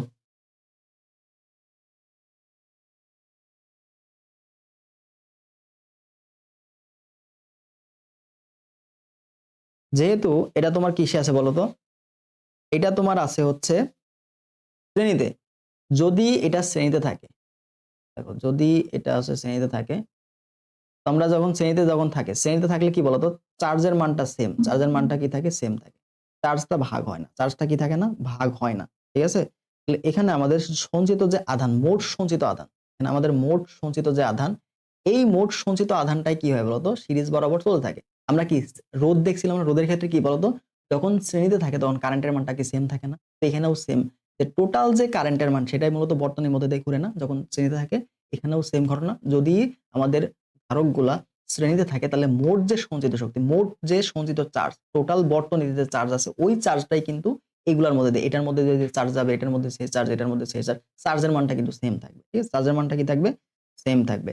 ঠিক আছে, এখানেও তোমার কিউ চার্জ, এখানেও কিউ চার্জ, এখানেও কিউ চার্জ, তাহলে মোট সঞ্চিত চার্জ, মোট সঞ্চিত চার্জ এখানে আমরা যদি বের করি কিউ, এটা সমান কি হবে বলতো, তাহলে সঞ্চিত চার্জ, তাহলে অবশ্যই যেহেতু সিরিজে আছে তো তোমাকে আগে সিএস টা বের করতে হবে। ঠিক আছে, তাহলে আমরা নরমালি জানি সি ইকুয়াল টু কত বলতো, কিউ বাই ভি, তাহলে কিউ ইকুয়াল টু কত হবে, সিভি না, তাহলে এখান থেকে আমরা লিখতে পারি সিএস ইনটু ভি, তাহলে সিএস এর মানটা কত আসছে, 1 মাইক্রোফ্যারাড, মানে 10 টু দি পাওয়ার -6। ঠিক আছে, ইনটু ভি, ভি কত দেওয়া আছে দেখো তো, এখানে 10 দেওয়া আছে, যেহেতু এখানে মাইক্রোতে লেখা আছে তো আমরা লিখতে পারি যে 10 মাইক্রো কুলম্ব, মাইক্রো কুলম্ব। ঠিক আছে, তো এইভাবে কিন্তু আমাদের অ্যান্সার গুলো দিবে তোমাকে, বুঝতে পারছো? তো যদি আমাদের প্যারালাল থাকতো সেটা অন্য, তো প্যারালাল তোমাকে দিবে না, এখানে তোমাকে শ্রেণীতে বলছে, এটা 15-16 আসছে, অনেক আগে একটা প্রশ্ন। এবার দেখো 2-3 একই প্রশ্ন দুইবার তোলা হয়ে গেছে। আচ্ছা দেখো তিনটা ধারকের ধারকত্ব তোমাকে দেওয়া আছে যথাক্রমে 1 2 3 মাইক্রোফ্যারাড, তাহলে সমান্তরাল বিন্যাস এর তুল্য ধারকত্ব কত, তাহলে তিনটা সমান্তরাল বিন্যাসের, মানে সমান্তরালে আছে তিনটা, তাহলে ধারকত্ব কত হবে। ঠিক আছে, সমান্তরাল সমবায় মানে সিপি তোমাকে বের করতে হবে। তাহলে এটা কি যোগফল না, 1 2 3, তাহলে 1 2 3 মানে কি, এখানে টোটাল হচ্ছে তোমার 6 হয়ে যাচ্ছে না, 1 যোগ 2 যোগ 3, তার মানে কি 6 মাইক্রোফ্যারাড। ঠিক আছে, তাহলে আমরা জানি কি সমান্তরাল থাকলে কি হবে, যোগ হবে, সমান্তরাল থাকলে কি হবে, যোগ হবে। এরপর আসো 2 3 ও 6 মাইক্রোফ্যারাড ধারকত্বের ধারক তিনটিকে শ্রেণীবদ্ধ কিসে আছে, শ্রেণীতে আছে, মানে সিরিজে আছে। তাহলে সাজানোর পর 10 ভোল্ট ব্যাটারির সঙ্গে সংযোগ দেওয়া হলো, বর্তনীতে চার্জের মানটা কত, তো সেম প্রশ্নই 14 15 তে আসছে। দেখো এই পরের প্রশ্নটাই কিন্তু 13 14 এরকম 15 16 তে আসছে, তার আগের বছর কিন্তু 14 15 তে আসছে। এই প্রশ্নটা আমরা কিভাবে বের করব, তাহলে প্রথম কাজ হচ্ছে তোমার কি করতে হবে, যেহেতু শ্রেণীতে, তাহলে শ্রেণীতে মানে কি, শ্রেণীতে আছে ধারকগুলা, ধারকগুলা কি আছে, শ্রেণীতে আছে, তাহলে ধারকগুলো যদি শ্রেণীতে থাকে তাহলে টোটাল যে কারেন্টের ফ্লো, সরি চার্জের ফ্লোটা কি থাকবে, সেম, এটার মধ্যে দিয়ে যা আছে এটার মধ্যে দিয়ে এটার মধ্যে সেম থাকবে। আর আমাকে বলছে টোটাল মোট বর্তমানে মোট চার্জের পরিমাণটা কত। ঠিক আছে, তাহলে মোট চার্জের পরিমাণ বের করতে হলে তোমাকে তুল্য ধারকত্ব বের করতে হবে। তো তুল্য ধারকত্ব আমরা দেখো এই যে কিউ, এটা সমান কি তুল্য ধারকত্ব গুণ হচ্ছে যে ভি। ঠিক আছে, তুল্য ধারকত্ব বের করে চলো, সিএস এটা সমান কি, শ্রেণীতে আছে তার মানে 1/2 প্লাস 1/3 প্লাস দেখো 1/6, এই প্রশ্ন আমরা কিছুক্ষণ আগে সলভ করলাম, সেটা কত 1 হয়ে যায় আলটিমেটলি, তাই না, 1 মাইক্রোফ্যারাড হয়ে যায়। তাহলে এখান থেকে দেখো 1 মাইক্রোফ্যারাড, মাইক্রোফ্যারাড গুণ হচ্ছে তোমার ভি, ভি কত 10, তাহলে তোমার এখানে হয়ে যাবে হচ্ছে 10 মাইক্রো কুলম্ব। ঠিক আছে, 10 মাইক্রো কুলম্ব। তো 10 মাইক্রো কুলম্বকে কি লেখা যায়, 10 গুণ হচ্ছে 10 টু দি পাওয়ার -6 কুলম্ব, তো 10 দিয়ে গুণ করলে এটাকে পাবা 1 into 10 two the power -5 coulomb. এটা আমাদের দেওয়া আছে হচ্ছে এ নাম্বারে অপশন।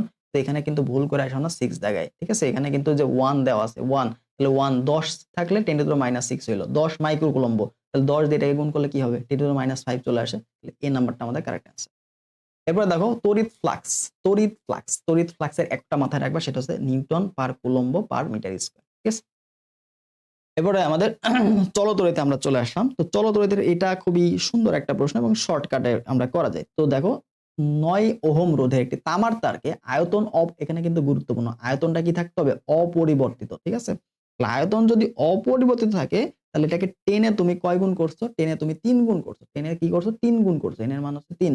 তাহলে এই অবস্থায় তারটির রোধ কত, এই অবস্থায় কি হলো তারটির রোধ কত, তাহলে আমরা এটার একটা শর্টকাট জানি, সেটা হচ্ছে পরিবর্তিত রোধ আর ড্যাশ এটা সমান সমান হচ্ছে এন স্কোয়ার ইন্টু আর ওয়ান, ঠিক আছে? তাহলে এটা কখন হবে? যখন রোধকে এন গুণ করা হবে।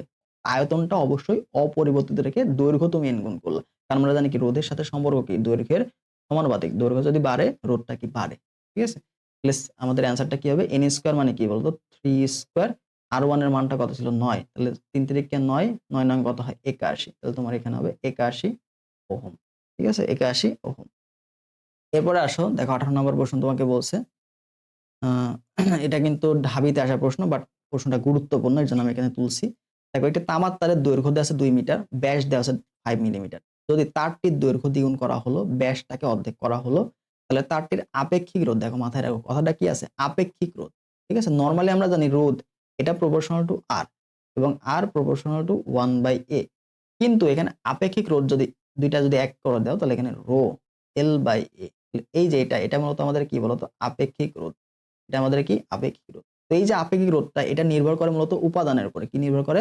কার উপরে? উপাদান এবং তাপমাত্রার উপর নির্ভর করে। উপাদান এবং তাপমাত্রার উপর নির্ভর করে। তো বাকি তুমি যে দৈর্ঘ্য অথবা প্রস্থ যাই চেঞ্জ করো না কেন, আপেক্ষিক রোধটা কখনো চেঞ্জ হয় না। যদি তাপমাত্রা চেঞ্জ করো বা উপাদান চেঞ্জ করো, মনে করো একটা তামার তার আছে, আরেকটা হচ্ছে মনে করো রূপার তার আছে। ২ টার মধ্যে কিন্তু রো এর মানটা ভিন্ন। বাট একই তামার তার, সবকিছু তাপমাত্রা সেম, কখনো কিন্তু দৈর্ঘ্য চেঞ্জ করলা, প্রস্থ চেঞ্জ করলা, তখনও কিন্তু চেঞ্জ হবে না। ইয়ং এর গুণাঙ্কের মতো, ঠিক আছে?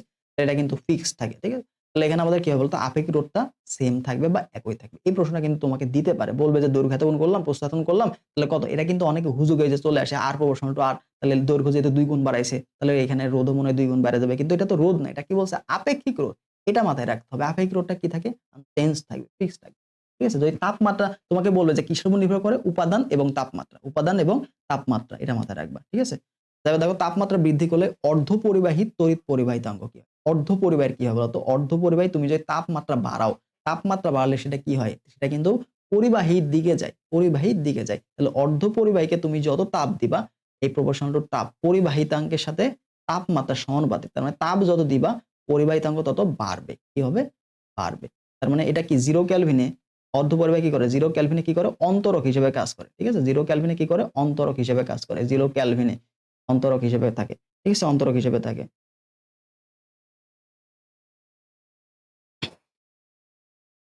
এরপরে দেখো আমাদের পরবর্তী প্রশ্ন তোমাকে বলছে পি কিউ আর এস ও টি বস্তুসমূহের রোধকত্ব দেওয়া আছে যথাক্রমে। রোধকত্ব, তাহলে রোধকত্ব দেওয়া আছে ওহম পার মিটার, এককটা ইম্পর্টেন্ট। ঠিক আছে? তাহলে এদের মধ্যে কোনটি সবচেয়ে ভালো পরিবাহক? এদের মধ্যে সবচেয়ে ভালো পরিবাহকের মান তোমাকে বের করতে বলছে। তো এইখানে রোধকত্ব মানে কি? রোধকত্ব জিনিসটা কি? রোধকত্ব মূলত পরিবাহীর বিপরীত। ঠিক আছে? পরিবাহীর বিপরীত। আচ্ছা, এটা তোমাকে পরিবাহিতাঙ্কের বিপরীত। পরিবাহিতাঙ্কের বিপরীত। তাহলে পরিবাহিতাঙ্কে যদি পরিবাহিতাঙ্ক মানে কি? যত বেশি থাকবে তোমার কি হচ্ছে? পরিবাহী তত ভালো হবে। তাই না? পরিবাহী তত ভালো হবে।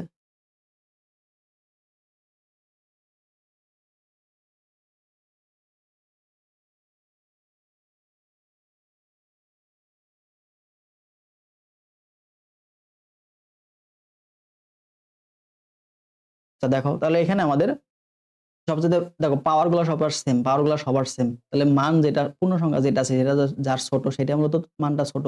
তাহলে এখানে আমি কি বললাম? পরিবাহিতাঙ্ক তোমার হচ্ছে রোধকত্বের কি উল্টা। তার মানে রোধকত্বের মান যত বেশি হবে পরিবাহী তত কম হবে। তো আমাদের বলছে এদের মধ্যে কোনটা সবচেয়ে ভালো পরিবাহক। তাহলে পরিবাহক যদি হইতে হয় তাহলে কি রোধ কম হতে হবে। এবার রোধ কম হতে হবে। তাহলে যার রোধকত্ব কম তার মূলত এটা, ঠিক আছে? তাহলে এখানে আমাদের অ্যান্সার কি হবে বলতো? পি নাম্বারের রোধকত্ব কম, তাহলে এটা হবে ভালো পরিবাহী। এরপরে আসো একই রোধের দুইটা তামার তারের ব্যাসের দৈর্ঘ্যের অনুপাত তোমাকে দেওয়া আছে 1:4। তাহলে এদের ব্যাসার্ধের অনুপাত কত? রোধটা কি সেম, একই দৈর্ঘ্য, একই রোধ, একই রোধের দুইটা তার দেওয়া আছে। তার মানে এখানে আমরা R1 = R2 লিখতে পারি। তো দেখো এখানে আমরা যেহেতু একই রোধের দুটি তামার তারও কিন্তু সেম, তাহলে রো সেম, তাহলে এখানে আমরা নরমালি কি রো ইনটু হচ্ছে L1 ডিভাইড বাই হচ্ছে A1 এটা লিখি। তারপর দেখো রো, এবার দেখো আমাদের কি L2 ডিভাইড বাই A2 এটা লিখি। তো নরমালি কি রো কাটা যাবে। তাহলে তোমার এখানে কি আসে বলতো? L1 আমি ডিভাইড বাই L2 লিখতে পারি। A1 বাই A2, তাহলে A1 বাই হচ্ছে A2 এটা চলে আসে, ঠিক আছে? এটা চলে আসে। তাহলে এখান থেকে আমরা জানি দেখো L1 ভাগ হচ্ছে L2, ক্ষেত্রফলের মধ্যে কি আছে? ব্যাসার্ধ আছে। তার মানে তুমি এখানে পাই আর স্কয়ার লিখতে পারো, পাই আর1 স্কয়ার। এখানে দেখো পাই R2 স্কয়ার। তাহলে পাই বাই কাটা, তার মানে আলটিমেটলি L1 বাই L2 এটা সমান লেখা যায় হচ্ছে R1 বাই R2 এটার উপরে স্কয়ার। ঠিক আছে, এটার উপরে স্কয়ার। তাহলে যেহেতু আমাদের দৈর্ঘ্যের অনুপাত তোমাকে দেওয়া আছে, ব্যাসার্ধের অনুপাত বের করতে বলছে, R1 বাই R2 কত হবে? তাহলে এখানে অতএব R1 বাই হচ্ছে R2 এটা সমান কত হবে? রুট ওভার L1 বাই হচ্ছে L2, মানে রুট ওভার 1/4 এটা সমান কত হবে? হাফ। বা হচ্ছে তোমার অনুপাতটা কত হবে? R1 R2 এটা সমান কত হবে? 1:2। ঠিক আছে, তাহলে অ্যান্সারটা কত? ডি নাম্বারটা আমাদের অ্যান্সার। এইভাবে কিন্তু তোমাকে দিবে, হয় তোমাকে বলবে যে L1:L2 ইকুয়াল টু হোয়াট, অথবা তোমাকে বলবে R1:R2 ইকুয়াল টু। দেখো একটি সোজা বর্তনীর, এটি সোজা একটি অজানা রোধের সঙ্গে একটি 3 ওহম রোধ সমান্তরালে যুক্ত করা হলো। বর্তনীর তুল্যরোধ কত? বর্তনীর তুল্যরোধ কত? তাহলে একটি অজানা রোধ যখন তুমি সমান্তরালে যুক্ত করবা তখন এটা কি কমে যাবে? এটা কি হয়ে যাবে? কমে যাবে। সমান্তরালে যুক্ত করলে হয় কমে যায়, সমান্তরালে যুক্ত করলে কি হয় যায়? কমে যায়। আর যদি শ্রেণীতে যুক্ত করো, যদি শ্রেণীতে যুক্ত করো তাহলে বাড়ে। কেন বাড়ে? কারণ আমি এই যে দেখলাম, দেখো C1 আর C2 যদি প্যারালাল দিক তাহলে কি হবে? 1 বাই উপরে হবে গুণফল, গুণফল নিচে হবে যোগফল। ঠিক আছে, তাহলে দেখো এই মানটা কিন্তু অনেকটা ছোট হবে, C1 C2 থেকে ছোট হবে। কিন্তু আমি যদি CS দেখি তখন দেখো C1 প্লাস C2 যোগফল, যোগফল অবশ্যই কি বড় না? অবশ্যই বড়। তাহলে সমান্তরালে যুক্ত করলে অবশ্যই অজানা রোধের কি হবে? সরি, এখানে তোমার 3 ওহমের কম, যেটা তোমার যুক্ত করা হয়েছে না ওটা থেকে কম। অজানা রোধ তো একটা ব্যাপার না, যেটা যুক্ত করা হয় তার থেকে কম। ঠিক আছে, তার থেকে কম। অজানা রোধ কত এটা তোমরা জানি না, ঠিক আছে, কিন্তু 3 ওহম এটার থেকে তোমার মোটামুটি একটা মানটা কমই চলে আসবে। এবার দেখো একটি 10 ওহম রোধকে একটি তামার তারের সাথে যুক্ত করা হলো।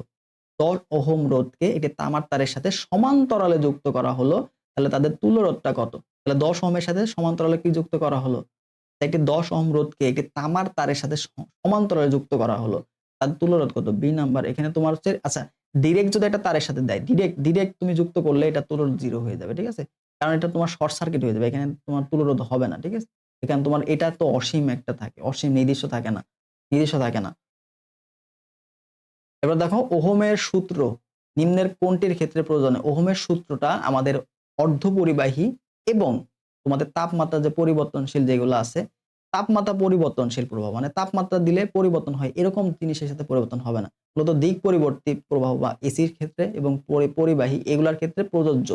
ঠিক আছে, বিন্দু বিভবের ক্ষেত্রে প্রযোজ্য, কিন্তু অর্ধপরিবাহী তাপমাত্রা এগুলোর ক্ষেত্রে প্রযোজ্য হবে না। তাপমাত্রা পরিবর্তনশীল পরিবাহী এগুলো মাথায় রাখবা। দেখো 2 ওহম রোধ বিশিষ্ট একটি ব্যাটারির 2 ওহম অভ্যন্তরীণ রোধকে আমরা ছোট হাতের R দ্বারা প্রকাশ করি। একটি ব্যাটারির প্রান্তদ্বয় 8 ওহম রোধের সাথে, এটা টোটাল বর্তনীর রোধ মনে করো R, তাহলে রোধের কোন তার দ্বারা যুক্ত করলে এর ভিতর দিয়ে 0.3 এম্পিয়ার কারেন্ট প্রবাহিত হয়, তাহলে কোষের তড়িৎ চালক শক্তি নির্ণয় করা হয়। ঠিক আছে, তাহলে টোটাল ব্যাটারি তোমাকে দেওয়া আছে বর্তনী, এই বর্তনীর মধ্যে তোমাকে ব্যাটারির মধ্য দিয়ে যে অভ্যন্তরীণ রোধ সেটা R দেওয়া আছে এবং বর্তনীর যে আমাদের রোধ সেটা আর বড় হাতের আর দেওয়া আছে। ঠিক আছে, এবং এই টোটাল বর্তনীর মধ্যে দিয়ে কারেন্ট যাচ্ছে কত? 0.3 এম্পিয়ার। তাহলে কোষের তড়িৎ চালক শক্তি তোমাকে বের করতে বলছে। তাহলে আমাদের যে টোটাল যে শক্তি আমরা জানি কি হয় বলতো? টোটাল শক্তি, টোটাল যে তড়িৎ চালক শক্তি এটা মূলত হয় হচ্ছে তোমার অভ্যন্তরীণ রোধের জন্য যেটা এ, এটা মূলত ভি লস বা নিবৃত্তি বিভব, এটা মূলত এটা লস্ট। ঠিক আছে, এটা লস্ট, নষ্ট হয়ে যায়। নষ্ট বিভব যদি বলে তোমাকে আই ইনটু আর বের করবে। আরটা কি? আরটা হচ্ছে আমাদের অভ্যন্তরীণ রোধ প্লাস আই ইনটু বড় হাতের আর। ঠিক আছে, অথবা তুমি এখান থেকে আই কমন নিলে তুমি আর প্লাস আরও লিখতে পারো। ঠিক আছে, তাহলে এখানে দেখো আর এর মানটা কত? আই এর মানটা 0.3, আর এখানে আর এর মানটা কত? 2 যোগ হচ্ছে 8, তার মানে 8 10, 0.3 গুণ করলে কত থাকে? 3 ভোল্ট। ঠিক আছে, তাহলে অ্যান্সারটা কত হচ্ছে? বি নাম্বারটা। তো এখানে আরো কিছু জিনিস হচ্ছে তোমাদের আসে, ই ইকুয়াল টু কত আসে? ই ইকুয়াল টু তোমার হচ্ছে আই ইনটু আর প্লাস বড় হাতের আর না, তাহলে এখান থেকে তুমি কিন্তু লিখতে পারো আই এটা সমান কত? কারেন্টের মানটা কত হবে? E divide by R plus R. তো এই সূত্রগুলোও কিন্তু তোমার কাজে লাগতে পারে। ঠিক আছে, তোমাকে অভ্যন্তরীণ রোধ দেওয়া আছে, ই দেওয়া আছে, এগুলো কতটুকু কারেন্ট যাচ্ছে এটা বের করো, তখন তুমি এটা বের করবে, এই সূত্র অ্যাপ্লাই করবে। এবার দেখো যে যন্ত্রের সাহায্যে রোধ বিভব পার্থক্য তড়িৎ প্রবাহ মাপা যায়, একই সাথে কি মাপা যাচ্ছে? রোধ মাপা যাচ্ছে, বিভব পার্থক্য মাপা যাচ্ছে ও তড়িৎ প্রবাহ মাপা যাচ্ছে। এইটা মূলত আমাদের মাল্টিমিটার। একই জিনিস না, অনেকগুলা জিনিস না, মাল্টি টাইমে জিনিসপাতি মাপা যাচ্ছে না। ঠিক আছে, ঠিক আছে, তাহলে এখানে আমাদের দেখো 4 নম্বর প্রশ্নটা দেখো, 400 ওহম এবং 800 ওহমের দুইটা রোধ একটি 6 ভোল্ট ব্যাটারির সাথে যুক্ত করা হলো। কিসে যুক্ত করা হয়েছে? শ্রেণীতে যুক্ত করা হয়েছে। এই বর্তনীতে প্রবাহ মাত্রা মাপার জন্য 10 ওহম রোধের একটি অ্যামিটার ব্যবহার করা হলো। অ্যামিটারের পার্টটা কত তোমাকে বের করতে হবে। অ্যামিটারের পার্ট মানে কি? কারেন্ট কতটুকু প্রবাহিত হচ্ছে, মানে I এর মানটা কত এটা বের করতে হবে। ঠিক আছে, তাহলে 400 ওহম এবং 800 ওহম দুইটা রোধ কি বলছে? একটি 6 ভোল্ট ব্যাটারির সাথে শ্রেণীতে যুক্ত করা হয়েছে। তার মানে এই দুইটা কি করছে? শ্রেণীতে যুক্ত করছে। ঠিক আছে, শ্রেণীতে যুক্ত করছে। তাহলে রোধ দুইটা কি হচ্ছে শ্রেণীতে যুক্ত করছে, তাহলে টোটাল আর এস এটা কত হয় বলতো? এখানে আমাদের 400 যোগ হচ্ছে 800, তার মানে কত 1200 ওহম। এটা মূলত আমাদেরকে তুল্য রোধ, ঠিক আছে। তাহলে এখানে আমাদের কারেন্টের মান বের করতে বলছে। কারেন্টের মান আমরা কি জানি, আই ইকুয়াল টু কত হবে, ভি ডিভাইড বাই হচ্ছে আর এস। তাহলে এখানে বিভবের মান তোমাকে দেওয়া আছে কত, 6 ভোল্ট, 6 ডিভাইড বাই হচ্ছে 1200, ঠিক আছে, 6 ডিভাইড বাই 1200। তাহলে দেখো এখানে আমাদের যে হিসাবটা করতে হবে, তো এখানে আমি যদি দেখি তাহলে আমাদের মানটা কত আসে। মানটা দেখো এখানে মূলত তোমাকে 4.96 দেওয়া আছে, তাহলে 5 এর কাছাকাছি মান, তো ওরকম একটা মান তোমার আসবে। দেখো এটাকে যদি কাটো 6 দিয়ে কাটো তাহলে এটাকে 2 থাকে, আর এখানে 3টা শূন্য, তাহলে হাফ হাফ মানে কি 0.5 ইনটু 10 টু দি পাওয়ার -3। আচ্ছা এখানে তোমার কি একটু ভুল আছে মনে হচ্ছে, 10 ওহম রোধের এই যে এখানে আরেকটা জিনিস আছে গো, আরেকটা, আচ্ছা সেটা হচ্ছে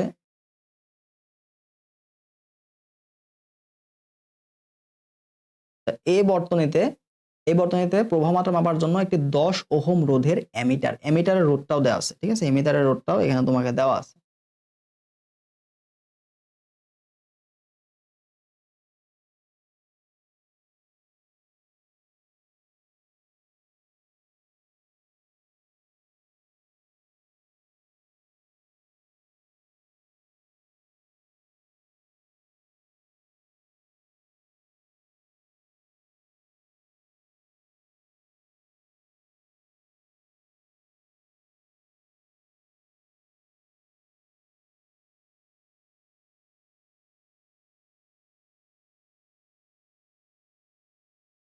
তো এখানে এমিটারের রোধটাও তোমার এখানে যোগ করতে হবে, ঠিক আছে। তো এরা কি বলছে, সমান্তরালে যুক্ত না, তো এমিটারের রোধটা শ্রেণীতে যুক্ত থাকে। এমিটারের রোধটা কি থাকে নরমালি বর্তনীর সাথে শ্রেণীতেই যুক্ত থাকে, ঠিক আছে। তাহলে এখানে আরেকটা জিনিস হবে, এটা হচ্ছে আমাদের টোটালটা আসলে যোগ হবে আর ইকুইভ্যালেন্ট, যেটা আমাদের টোটাল সিরিজের যে রোধটা হবে, ঠিক আছে, রোধটা হবে আর ইকুইভ্যালেন্ট। এটা সমান সমান আমরা দেখতে পাচ্ছি 800 যোগ হচ্ছে 400 যোগ হচ্ছে 10, তাহলে তোমার এখানে মানটা চলে আসবে হচ্ছে 1210, ঠিক আছে। তাহলে এখানে আমাদের মানটা আসবে I equal to V divide by R. তাহলে ভি এর মান তুমি কত পাচ্ছ, 6 না, 6 ডিভাইড বাই হচ্ছে 1210। তো এটা তোমার 5 মিলি অ্যাম্পিয়ার আসে, তো যেহেতু 6 ডিভাইড বাই 1210 আছে তাহলে 5 এর থেকে একটু ছোট আসবে, তো তোমার এখানে 4.96 মিলি অ্যাম্পিয়ার এটা হবে, ঠিক আছে। তাহলে মাথায় রাখবা এমিটারটা কিসে যুক্ত থাকে, এমিটারটা কিন্তু সবসময় শ্রেণীতে যুক্ত থাকবে। এমিটার কিসে থাকবে, এমিটারটা থাকবে হচ্ছে শ্রেণীতে যুক্ত থাকবে, ঠিক আছে। পরবর্তী প্রশ্নে চলে যাই। দেখো শান্ট কি, শান্ট মূলত আমাদের একটা ছোট মানের রোধ, ঠিক আছে, খুবই ছোট মানের একটা রোধ, যেটা কি বর্তনীর সাথে সমান্তরালে যুক্ত থাকবে, এটা গুরুত্বপূর্ণ। এমিটার শান্ট কিভাবে যুক্ত থাকে, সমান্তরাল, আর এমিটার কিন্তু শ্রেণীতে যুক্ত থাকে, ঠিক আছে, এটা আমাদের মাথায় রাখতে হবে। এরপরে দেখো আমাদের একটা গণিত প্রশ্ন, ম্যাথমেটিক্যাল পার্ট একটা যদি আমরা দেখি, তো অনেক সময় শান্ট থেকে ম্যাথ পার্টটা তোমাকে দিয়ে দিতে পারে। দেখো বলছে কি 100 ওহম একটি রোধ, 100 ওহম একটি গ্যালভানোমিটার 10 মিলি অ্যাম্পিয়ার তড়িৎ প্রবাহ নিরাপদে গ্রহণ করতে পারে। তাহলে কতটুকু নিরাপদ গ্রহণ করতে পারে, 10 মিলি অ্যাম্পিয়ার, এটা ইম্পর্টেন্ট, ঠিক আছে। আচ্ছা এবার বলছে 10 অ্যাম্পিয়ার তড়িৎ প্রবাহ মাপার জন্য কত ওহম রোধের একটা শান্ট দরকার। তাহলে কতটুকু নিরাপদে মাপতে পারে, 10 মিলি অ্যাম্পিয়ার। এবার ও বেশি মাপতে চাচ্ছে, তাহলে বেশি যদি মাপতে চায় তাহলে অবশ্যই শান্টের রোধটাও বাড়াইতে হবে বা কমাইতে হবে, চেঞ্জ করতে হবে এক কথায়, ঠিক আছে। তাহলে দেখো প্রথমে কি বলছে, 100 ওহমের একটা গ্যালভানোমিটার, তাহলে গ্যালভানোমিটার রোধ দেওয়া আছে এটা 100 ওহম। আমাদের শান্টের যে সূত্র, শান্ট এটা যে সূত্র আমরা ডিরেক্ট যে অ্যাপ্লাই করতে পারি, আমাদের শান্টের সূত্র হচ্ছে শান্ট এস, এটা সমান সমান জি, মানে গ্যালভানোমিটারের রোধ ডিভাইড বাই এন মাইনাস 1। এখন ভাই এনটা কি, তো এনটা হচ্ছে নিরাপদে কতটুকু মাপতে পারে, ঠিক আছে, নিরাপদে নিরাপদে মাপতে পারে, নিরাপদে মাপতে পারে ডিভাইড বাই কতটুকু মাপবে, কতটুকু, এটা, ঠিক আছে। তাহলে নিরাপদে কত মাপতে পারে, 10 মিলি অ্যাম্পিয়ার, 10 মিলি অ্যাম্পিয়ার, ঠিক আছে। এখানে তোমার ভুল হয়ে গেছে, জায়গাটা তোমার উল্টা হয়েছে, এটা তোমার উল্টা হয়েছে। তোমার এখানে হবে কতটুকু মাপতে পারে ডিভাইড বাই কতটুকু নিরাপদে মাপতে পারে, এন ইকুয়াল টু কতটুকু মাপতে হবে, কতটুকু মাপা লাগবে ডিভাইড বাই নিরাপদে মাপতে পারে, নিরাপদে মাপতে পারে।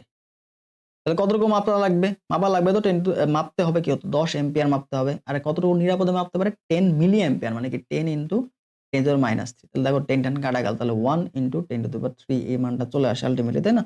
1 ইন্টু 10⁻³ এই মানটা তুমি পাবা বা 10 কিউব পাবা, এক কথায় 10 কিউব পাইলে। তাহলে এখানে ভ্যালুগুলো বসায় দাও। অতএব এস এটা সমান কত, গ্যালভানোমিটার রোধ কত 100 ডিভাইড বাই 10 কিউব মাইনাস 1, মানে 1000 মাইনাস 1 মানে কি 999 এরকম একটা মান আসে না? তাহলে তুমি পাচ্ছ কত 100 ডিভাইড বাই 900, মানে 100 কেই তুমি যদি 1000 দিয়ে ভাগ করো 0.1 আসে না, ওই 0.1 মানটাই হবে কাছাকাছি। ঠিক আছে, এত। তাহলে বি নাম্বার অপশনটা আমাদের রাইট অ্যান্সার। তো এভাবে শান্টের মানে তোমাকে দিতে পারে, ঠিক আছে, বি নাম্বারটা শান্টের মান তোমাকে দিতে পারে। কি করবা, কতটুকু মাপতে হবে এইটা এন এর মানটা বের করবা, কতটুকু মাপতে হবে ডিভাইড বাই কত জিনিস হলো মাপতে নিরাপদে পারে, এন এর মানটা বের করে জাস্ট সূত্র বসাতে দেবা, s equal to g divide by n minus 1, যেখানে জি হচ্ছে কি তোমার গ্যালভানোমিটারের রোধ। ঠিক আছে, বসাইলে হয়ে যাবে ইজিলি। এরপরে তোমাকে বলছে কারেন্টের বিল টিল এগুলো থেকে প্রশ্ন আসার একটা প্রশ্ন। তোমাকে বলছে দেখো যদি 100 ওয়াট একটি কম্পিউটার 1 ঘন্টা কাজ করে তাহলে কি পরিমাণ শক্তি কাজ করে। দেখো আমরা নরমালি ক্ষমতা থেকে এটা পাই, আমাদের যে ক্ষমতা পি এটা সমান আমরা পি এটা সমান আমরা জানি হচ্ছে ডাব্লিউ বাই টি। ঠিক আছে, তাহলে কাজ যতটুকু এটাই মূলত শক্তি পরিমাপ হয়। ডাব্লিউ এটা সমান কি বলতো পি ইন্টু টি। তাহলে পি এর মান কত আছে 100 ওয়াট না, তার সাথে সময় কত 1 ঘন্টা। তাহলে 1 ঘন্টা যদি বলে 1 ঘন্টা, ঠিক আছে, তাহলে 1 কিলো ওয়াট এটা কত হলো বলতো, এটা হলো তোমার হচ্ছে 100 ওয়াট, কিন্তু আমাদের বের করতে হবে কি কিলো ওয়াটে, কিলো ওয়াটে। ঠিক আছে, কিলো ওয়াটে যদি বের করতে বলে তাহলে এখানে দেখো কিলো ওয়াটে যদি বের করতে তাহলে কি 1000 দিয়ে ভাগ করতে হবে, আর এটাকে 1000 দিয়ে ভাগ করতে উপরে হবে 100, উপরে হবে কি 100, 100 ভাগ হচ্ছে 1000, 100 ভাগ হচ্ছে 1000, এটা হয়ে গেল কি বলতো kilowatt, kilowatt per hour, kilowatt per hour, এটা ওয়াট পার আওয়ার হয়ে গেল। তাহলে তোমার এখানে 0.1 কিলোওয়াট পার আওয়ার। তাহলে বিদ্যুৎ বিল হিসাব করা হয় কি দিয়ে, কিলোওয়াট পার আওয়ার দিয়ে। ঠিক আছে, তাহলে তোমার অ্যান্সার আসবে নরমালি ওয়াট দিয়ে, ওয়াট পার আওয়ার। এরপরে তুমি কি করবা, এটাকে 1000 দিয়ে ভাগ করে দিবা, প্ল্যান আমারটা হবে রাইট আনসার। তারপরে দেখো 1 কিলোওয়াট আওয়ার সমান কত, এটার আমাদের আসে প্রশ্নে 3.6 ইনটু 10⁶ জুল। ঠিক আছে, 1 কিলোওয়াট আওয়ার ইকুয়াল কত জুল, কে দিবে 3.6 ইনটু 10⁶, মাথায় রাখবা 3.6 থাকে 10⁶ জুল। দেখো কোন তাপমাত্রা কোন পরিবাহীর মধ্য দিয়ে তড়িৎ প্রবাহের ফলে উৎপন্ন তাপের রাশিমালা। তো এটা ডাইরেক্ট সূত্র হচ্ছে H equal to I square RT। তো এখান থেকে অনেক সূত্র প্রতিপাদন করা যায়, সেটা হচ্ছে I proportional to I square.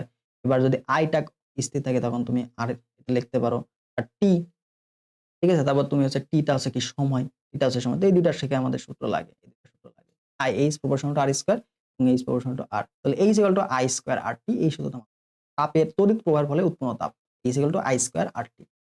এবার দেখো একটি বাড়ির মেইন মিটারে 5 এম্পিয়ার ইনটু 220 ভোল্ট চিহ্নিত আছে। তাহলে এম্পিয়ারটা কি, কারেন্টের আয়ের মান দেওয়া আছে, এটা কি বিভবের মান দেওয়া আছে। তাহলে ওই বাড়িতে নিরাপদভাবে 100 ওয়াট এর কয়টি বাল্ব ব্যবহার করা যায়। এটা কিন্তু খুবই সুন্দর একটা প্রশ্ন। তো এটা নরমালি তোমার হিসাব করা হয় এইভাবে, দেখো তোমার মনে করো n সংখ্যক বাতি, n সংখ্যক বাতি, তো n সংখ্যক বাতি হচ্ছে p ড্যাশ পরিমাণ রোধ, p ড্যাশ পরিমাণ ক্ষমতা, এটা কি হবে টোটাল ক্ষমতার সমান হবে, টোটাল ক্ষমতার সমান হবে। ঠিক আছে, p, তাহলে p সমান আমরা কি জানি হচ্ছে vi, vi। ঠিক আছে, তাহলে এখানে হচ্ছে np ড্যাশ। তো তোমার নরমালি n হচ্ছে বাল্বের সংখ্যা, কি হবে বলতো vi ডিভাইড হচ্ছে p ড্যাশ। ঠিক আছে, তাহলে বসায় দাও, v কত দেওয়া আছে তোমার 220 ভোল্ট গুণ হচ্ছে 5 ডিভাইড বাই p ড্যাশের মান কত দেওয়া আছে 100 ওয়াটের বাল্ব, ক্যালকুলেশন করলে আলটিমেটলি মানটা পেয়ে যাবে। দেখো আমি যদি 5 দিয়ে এটাকে কাটি, আচ্ছা 100 দিয়ে যদি এটাকে কাটো তাহলে কত হচ্ছে দেখো তো, তোমার হচ্ছে 2.2, ঠিক আছে 2.2 আসে। তো এটাকে 5 দিয়ে ভাগ গুণ করে দিলে তোমার মোটামুটি 11 চলে আসবে। ঠিক আছে, তাহলে এই যে 11টি বাল্ব তুমি কি করতে পারো, নিরাপদে ব্যবহার করতে পারো। বাল্বের সংখ্যা বের করতে বললেই তুমি কি করবা, এই যে বাল্বের সংখ্যা বের করতে বললে n ইকুয়াল টু হচ্ছে vi বা হচ্ছে p divide by p dash, p ড্যাশটা কি বাল্বের ক্ষমতা, p ড্যাশ হচ্ছে বাল্বের ক্ষমতা, এটা হচ্ছে বর্তনী বা সার্কিটের ক্ষমতা। ঠিক আছে, এবার দেখো একটি বৈদ্যুতিক বাল্বকে 10 ওয়াট 10 ওয়াট 200 বিল এইভাবে রেটিং করা আছে, এটাকে বলে রেটিং, বাল্ব রেটিং। এটা কি দেওয়া আছে, ওয়াট মানে কি পাওয়ার না, তো তোমাকে পাওয়ার দেওয়া আছে এবং বিভব দেওয়া আছে। তাহলে বাল্বের রোধ কত, আমাদের যে পি এর সূত্রগুলো লাগবে। ঠিক আছে, পি এর সূত্রগুলো একটু লিখে রাখি, পি এটা সমান সমান হচ্ছে ভিআই। ঠিক আছে, পি সমান সমান এটা ভিআই, তারপর তুমি এটাকে লিখতে পারো দেখো তো আই স্কয়ার বাই হচ্ছে আর, এটাকে লিখতে পারো হচ্ছে, সেখানে তোমার একটু ভুল হয়ে গেছে,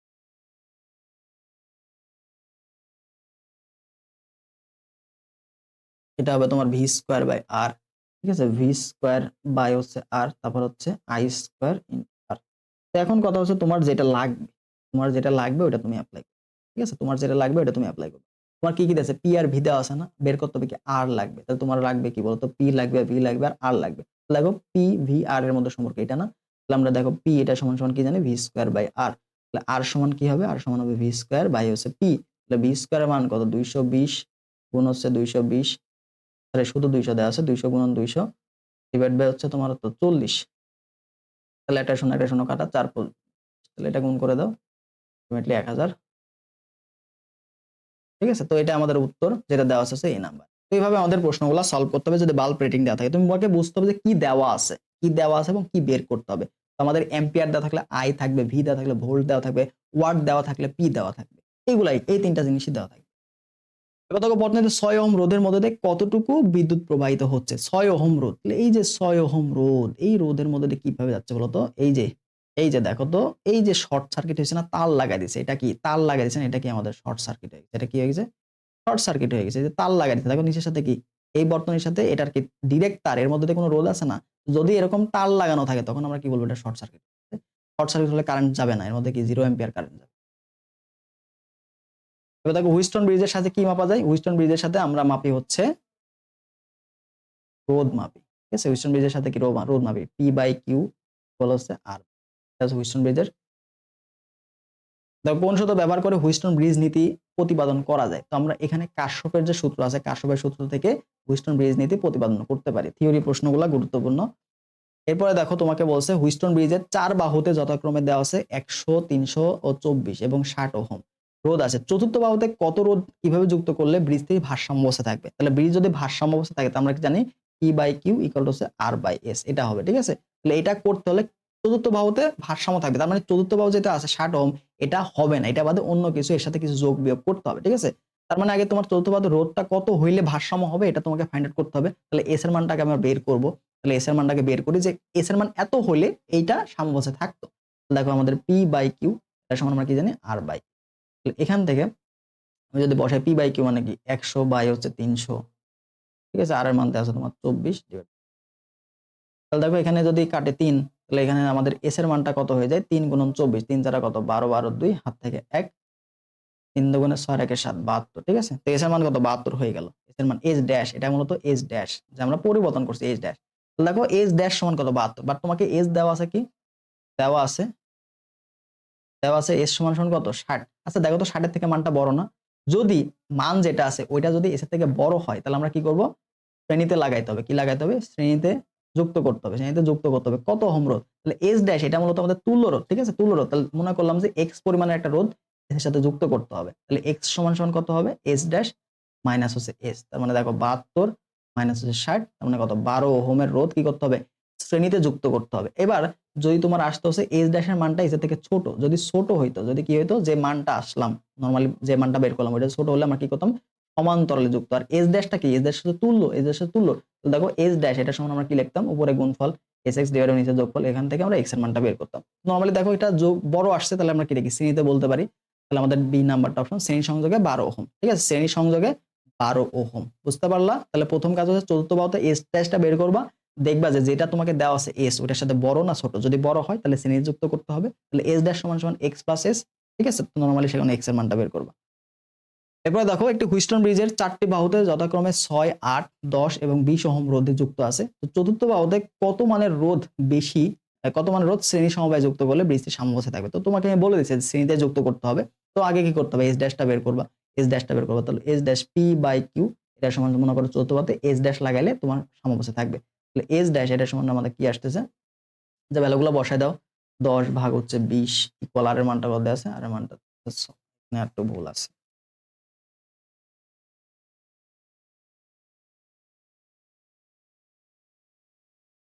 তোমার পি এর মান দেওয়া আছে হচ্ছে, পি এর মান দেওয়া আছে 6, তাই হচ্ছে 18, আর আর এর মান দেওয়া আছে 10।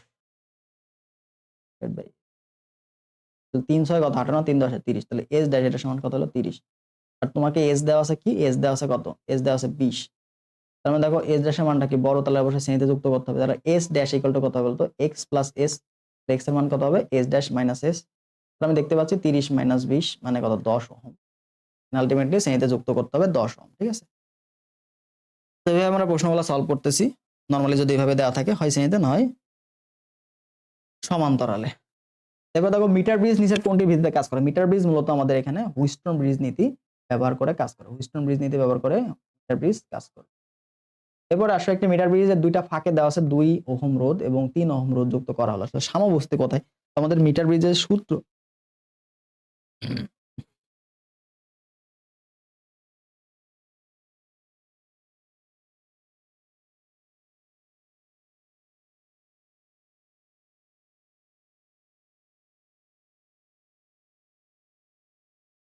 আমাদের মিটার ব্রিজের সূত্রটা ইম্পর্টেন্ট এখানে। তো মিটার ব্রিজের সূত্রটা হচ্ছে আমরা যদি লিখি, দেখো দুইটা রোধ দেওয়া থাকে না? এটা হচ্ছে P/Q ইকুয়াল দৈর্ঘ্যটা কত? একটা মিটার ব্রিজের দৈর্ঘ্য L এখানে, ঠিক আছে? তাহলে দেখো এখানে L ডিভাইড বাই হচ্ছে 100 মাইনাস হচ্ছে L। এখন কতটুকু ফাঁক আছে? কতটুকু ফাঁক আছে এটা তোমাকে বের করতে হবে। সাম্যবস্তু কথা, L বিন্দুতে সাম্যবস্তু, L তে সাম্যবিন্দু, ঠিক আছে? তাহলে L এর মানটা তুমি বের করবা, L এর মানটা বের করবা। তাহলে দেখো P/Q, P এর মান আছে 2, আবার Q এর মান আছে 3। তাহলে 2/3 এর সমান আমি লিখতে পারি কত? L ডিভাইড বাই হচ্ছে 100 মাইনাস L। তো এটা ক্যালকুলেশন করে আমাদের হচ্ছে L এর মানটা বের করতে হবে। যদি আমরা ক্যালকুলেট আর গুণ করি, তাহলে এখানে 200 মাইনাস হচ্ছে 2L ইকুয়াল দেখো হচ্ছে 3L, ঠিক আছে? তাহলে L এর মানটা আমি দেখতে পাচ্ছি এপার গেলে পাস হয়ে যাবে। তাহলে L এর মানটা মোটামুটি 20 চলে আসে, 40 চলে আসে, ঠিক আছে? 40, এটা একক হচ্ছে সেন্টিমিটার। এককটা কি হবে? সেন্টিমিটারে হবে। তাহলে বাম প্রান্ত হতে তোমার 40 সেন্টিমিটার দূরে সাম্যাবস্থা থাকে। এটা অ্যান্সার কত? দেখো এটা কিন্তু 24 আসে 14-15 সেশনে। তো মিটার ব্রিজের সাম্যবিন্দু কি কোথায় বের করতে, এটা তোমাকে এই সূত্র থেকে লাগবে। এবার দেখো নিচের কোনটি, ভৌত আলো বিজ্ঞান থেকে আমরা আসি, নিচের কোনটি সমীকরণটি তরঙ্গ দৈর্ঘ্য ও দশার মধ্যে সম্পর্ক স্থাপন করে? তরঙ্গ দৈর্ঘ্য এবং দশার মধ্যে সম্পর্ক আমরা জানি কি, ডেল ইকুয়ালটা আমরা জানি কি 2 pi by x into lambda, ঠিক আছে? এইভাবে আমাদের মানগুলা আসে, এইভাবে আমাদের মানগুলা। আর এখানে আমি কি লিখলাম? 2 pi by lambda into x। দেখো আমাদের কি হলো? দশা পার্থক্য ইকুয়াল টু কত বলতো? 2 pi by lambda into x, ঠিক আছে? 2 pi by lambda into x, এটা হচ্ছে পথ পার্থক্য, ঠিক আছে? অনেক সময় আবার তোমাকে এভাবে দিবে যে দশা পার্থক্য দেওয়া আছে, তাহলে আমাদের পথ পার্থক্য কত হবে? পথ পার্থক্য এটা সমান কত হবে? তো তুমি ডেল এটা বের করে দিতে পারে, আবার ডেল এক্স এটা সমানও তোমাকে বের করতে দিতে পারে। তো এটা দেখো 22-23 আসা একটা প্রশ্ন, 22-23 আসছে, তাহলে সেটার উত্তর কি? সি নাম্বারটা। এরকম একটা প্রশ্ন দেখো, কোন রঙের আলোর তরঙ্গ দৈর্ঘ্য সবচেয়ে কম? তো আমরা এটাকে বেনিয়া সহ কলা, বেনিয়া সহ কলা দিয়ে মনে রাখতে পারি। তাহলে বেনিয়া সহ কলা যেটা সবচেয়ে উপরে সেটা তরঙ্গ দৈর্ঘ্য কম। এটা কি? বেগুনি সবচেয়ে কম এবং লালের সবচেয়ে কি বলতো? বেশি। লালের সবচেয়ে বেশি, এই দুইটা লাগতে হবে। এবং তরঙ্গ দৈর্ঘ্যের সাথে শক্তির কিন্তু সম্পর্ক আছে, তরঙ্গ দৈর্ঘ্যের সাথে শক্তি। তাহলে এফ ইকুয়াল টু আমরা জানি কি? এফ, দেখো এখানে আমাদের যে যার তরঙ্গ দৈর্ঘ্য কম, যার তরঙ্গ দৈর্ঘ্য কম তার কম্পাঙ্ক কিন্তু বেশি, ঠিক আছে? তার কম্পাঙ্ক কিন্তু বেশি, এফ প্রপোর্শনাল টু 1/λ। তাহলে দেখো কম্পাঙ্ক বেশি, আবার কম্পাঙ্কের সাথে শক্তির সম্পর্ক সমানুপাতিক, ঠিক আছে? শক্তির সম্পর্ক সমানুপাতিক। তাহলে তার যার তরঙ্গ দৈর্ঘ্য কম তার শক্তি বেশি। তরঙ্গ দৈর্ঘ্য কম হলে, তরঙ্গ দৈর্ঘ্য তরঙ্গ দৈর্ঘ্য কম হলে, তরঙ্গ দৈর্ঘ্য কম হলে এটা মাথায় রাখবা, কম হলে শক্তি বেশি। কি হবে? শক্তি বেশি হবে, ঠিক আছে? আবার কি বলো? তরঙ্গ কম হলে কম্পাঙ্কটা বেশি হবে। কম্পাঙ্ক বেশি হবে কখন? যখন তরঙ্গ দৈর্ঘ্য কম। এটা থেকে প্রশ্ন আসবে। এবার দেখো তড়িৎ চৌম্বকীয় বর্ণালীর নিচের কোন অঞ্চলের শক্তি সবচেয়ে বেশি? তো শক্তি সবচেয়ে বেশি আমরা কি বললাম? যার তরঙ্গ দৈর্ঘ্য সবচেয়ে কম, তাহলে এদের মধ্যে গামা রশ্মির তরঙ্গ দৈর্ঘ্যটা সবচেয়ে কম। এটা উত্তর আমাদের সি। এবার দেখো আমাদের এটা বলে দিই, ল্যামডার মান কম। এবার দেখো একটি তরঙ্গের দুইটা বিন্দুর মধ্যে দশা পার্থক্য তোমাকে দেওয়া আছে, ঠিক আছে? দশা পার্থক্য যে ডেল, এটা দেওয়া আছে π/2। তাহলে বিন্দুর মধ্যে পথ পার্থক্য কত হবে? তো আমরা কিছুক্ষণ আগে শুধু দেখলাম যে ডেল, এই যে ডেল দশা পার্থক্য ডেল, এটা সমান আমরা দেখলাম 2π/λ ইনটু এক্স। তাহলে এক্স এর মান তোমাকে বের করতে হবে। তাহলে এক্স এটা সমান কি হবে বলতো?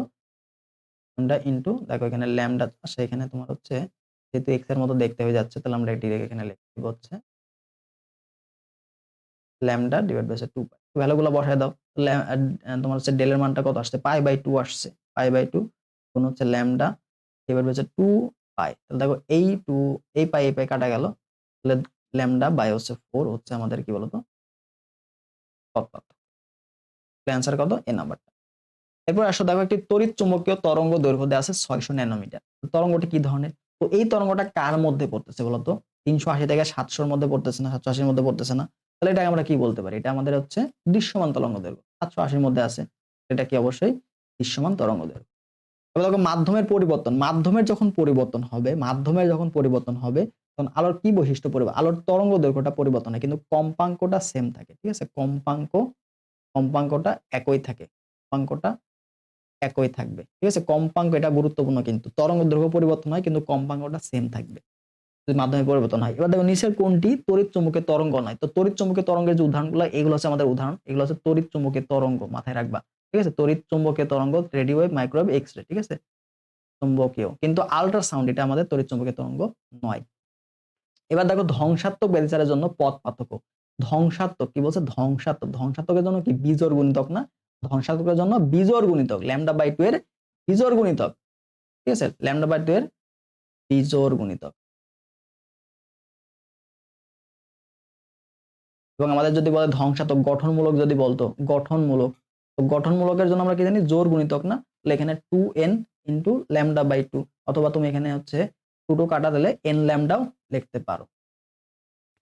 এরপরে দেখো গঠনমূলক ব্যতিচারের জন্য কোনটি পথ পার্থক্য কি হবে? তাহলে গঠনমূলকের জন্য আমরা কি দেখছিলাম যে জোড় গুণিতক হবে, তাহলে সেটা কি বলতো? এই যে n ল্যামডা বা হচ্ছে 2n ইন্টু হচ্ছে λ/2।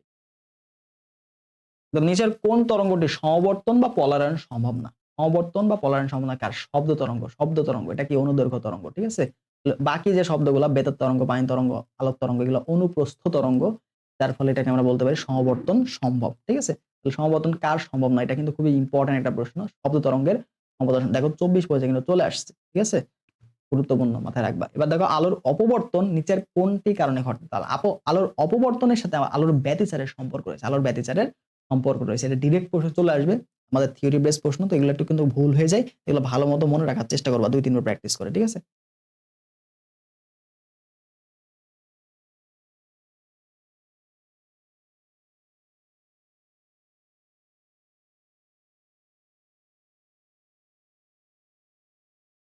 এরপরে আমরা যদি যাই, দেখো যদি কোনো একটা বস্তুর আলোর বেগে ধাবিত হয়, আধুনিক পদার্থবিজ্ঞানে চলে আসছি, তো যদি কোনো একটা বস্তু আলোর বেগে ধাবিত হয় তবে এর ভর কি হবে? দেখো আলোর বেগে যদি ধাবিত হয় তাহলে এর ভর কি হবে? তো আমাদের যে গতিশীল অবস্থায় ভর m ইকুয়াল টু আমরা জানি কি m naught divide by root over 1 minus v square by c square. দেখো এখানে যদি c বসে তাহলে নিচে 0 চলে আসে না?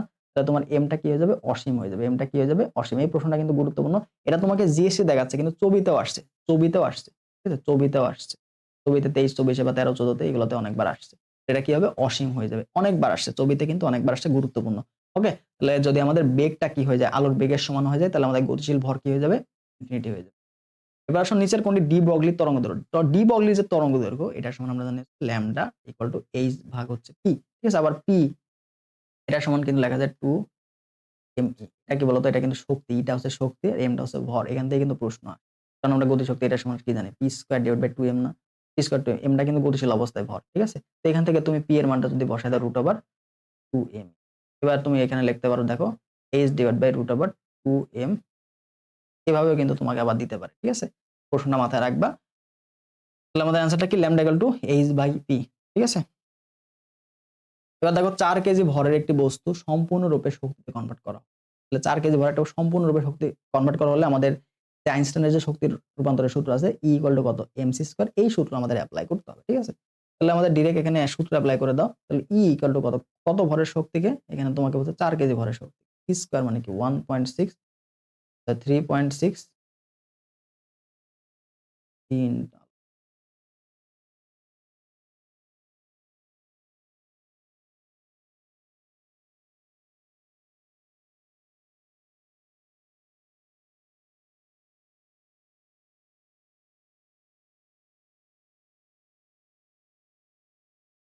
4 নং 36 ইন্টু 10 টু দি পাওয়ার 16। যেহেতু আমাদের 36 নাই, আছে কি 3.6 আছে, তাহলে দশমিক যদি তুমি বাম থেকে নিয়ে আসো ডানে, তাহলে কি হয়ে যাবে? 3.6 হয়ে যাবে না? 3.6 ইন্টু পাওয়ার এখানে কি 1 বাড়বে, এখানে তোমার হয়ে যাবে 17। তাহলে দেওয়া আছে সি নাম্বার অপশন। ঠিক আছে, তো এইভাবে আমরা এগুলো সলভ করব। এরপরে দেখো 4 নম্বর প্রশ্ন তোমাকে বলছে কি 2 কেজি ভরের একটি বস্তুর গতিবেগ দেওয়া আছে c/3। তাহলে গতিশীল অবস্থায় বস্তুতে ভর কত? তাহলে আমাদের দেখো ভর দেওয়া আছে 2 কেজি, গতিশীল বেগ দেওয়া আছে এটা, তাহলে আমাদের মানটা বের করতে পারবো ইজিলি। আমাদের সূত্র কি জানি? গতিশীল অবস্থায় ভরের সূত্র কি জানি? m ইকুয়াল হচ্ছে m naught divide by root over 1 minus v square by c square. তো ভ্যালুগুলো বসায় দাও। m নট এর মান তোমাকে 2 দেওয়া আছে, divide by root over 1 minus v square, v square মান কত? c/3, তার মানে সি স্কয়ার বাই হচ্ছে 9 ডিভাইড বাই দেখো সি স্কয়ার, সি স্কয়ার কাটা গেল, তাহলে 1/9 আসবে এখানে। তাহলে এখানে দেখো 2 ডিভাইড বাই রুট ওভার 1/9, তারপরে এখানে তোমার লসাগু করে দিবা। লসাগু করে দিলে তুমি দেখো নিচে 9 আসে, 9 মাইনাস 1 মানে 8। তো দেখো 2 ডিভাইড বাই যেটা আসে এখানে তোমার হচ্ছে, হ্যাঁ তাহলে যেটা আসবে সেটা কি আসছে দেখো তো। তাহলে নিচে আমাদের হচ্ছে দেখো √8/9 এটা আসে। তো √8/9 এটা কি লেখা যায়? 9 কে লেখা যাবে 3 লেখা যাবে। দেখো এখানে 2, এখানে 2 গুণন 9টা উপরে চলে 9 রুট কে 3 হয়ে যায়, আর √8 কে লেখা যায় 2√2। ঠিক আছে, তাহলে 2 কাটা গেল, তাহলে 3/√2 হবে আমাদের অ্যান্সার। 3/√2 এটা হবে উত্তর। তাহলে ডি নাম্বারটা আমাদের কারেক্ট অ্যান্সার। ঠিক আছে, তো এইভাবে আমাদের প্রশ্নগুলো সলভ করতে হবে। তোমাকে যদি বেগ দেওয়া থাকে নরমালি বেগটা বের করবা, তো এইভাবে ইজিলি প্রশ্ন চলে আসবে। এবার দেখো নিচের কোনটি এক্স রে একক। এক্স রে একক মূলত রন্টজেন যেটা আছে সেটা হচ্ছে মূলত এক্স রে একক।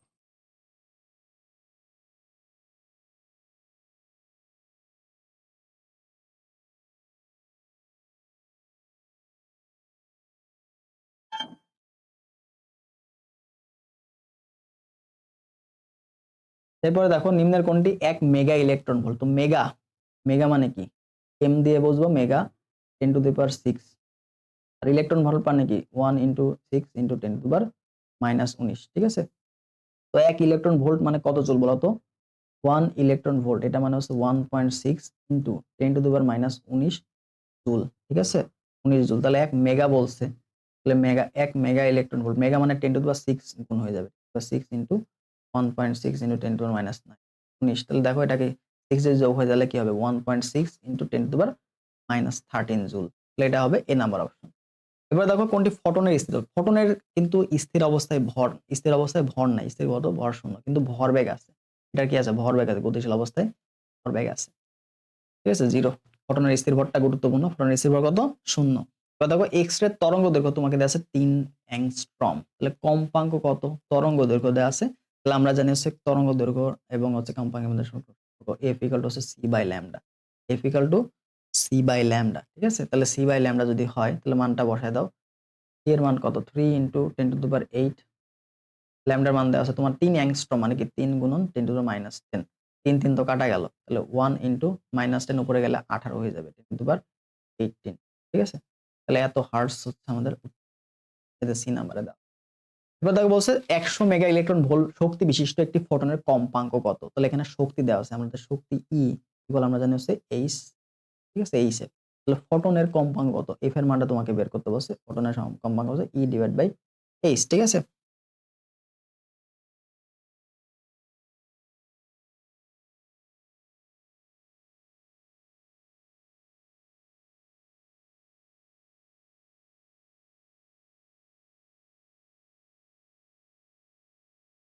তো আমাদের যেখানে এইচ এর মানটা ইম্পর্টেন্ট, তাহলে ই এর মান তোমাকে দেওয়া আছে 100 মেগা ইলেকট্রন ভোল্ট। তাহলে মেগা ইলেকট্রন ভোল্ট আমরা কি দেখছিলাম?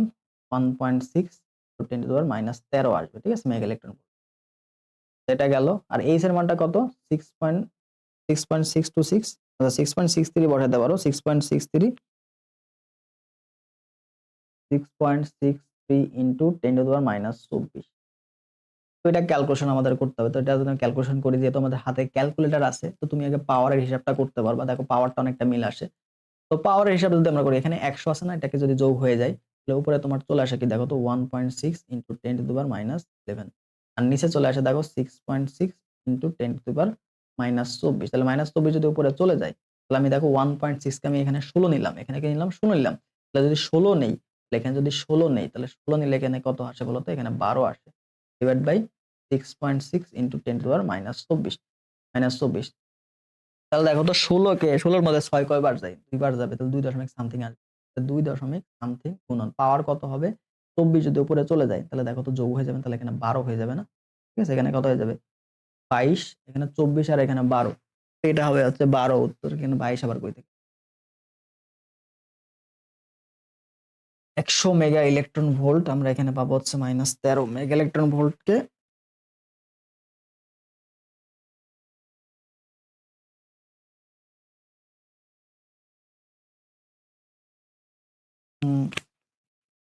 এখানে তোমার অপশন মনে হয় একটু ভুল আছে এখানে তোমার।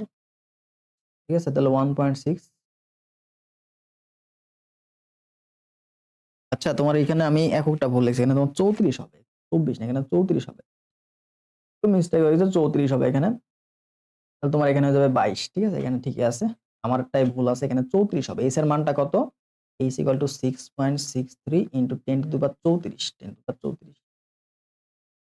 এরপর দেখো দৈর্ঘ্য সংকোচনের সূত্র কোনটা? দৈর্ঘ্য সংকোচনের সূত্র হচ্ছে L equal to T L naught root over 1 minus V square by C square. আমাদের টি এর ক্ষেত্রে বলে সময় তাহলে কি T naught divide by root over 1 minus V square by C square. M এর ক্ষেত্রে আমরা জানি কি M naught divide by root over 1 minus V square by C square. তো বেগের মানটা বের করার সূত্র আছে কোন 1 মাইনাস ছোট ডিভাইড বাই বড় মান তারপরে স্কোয়ার করবা ইনটু সি। এটা কিন্তু বেগের নির্ণয় সূত্র, কোন শর্টকাটে করে ফেলতে পারবা।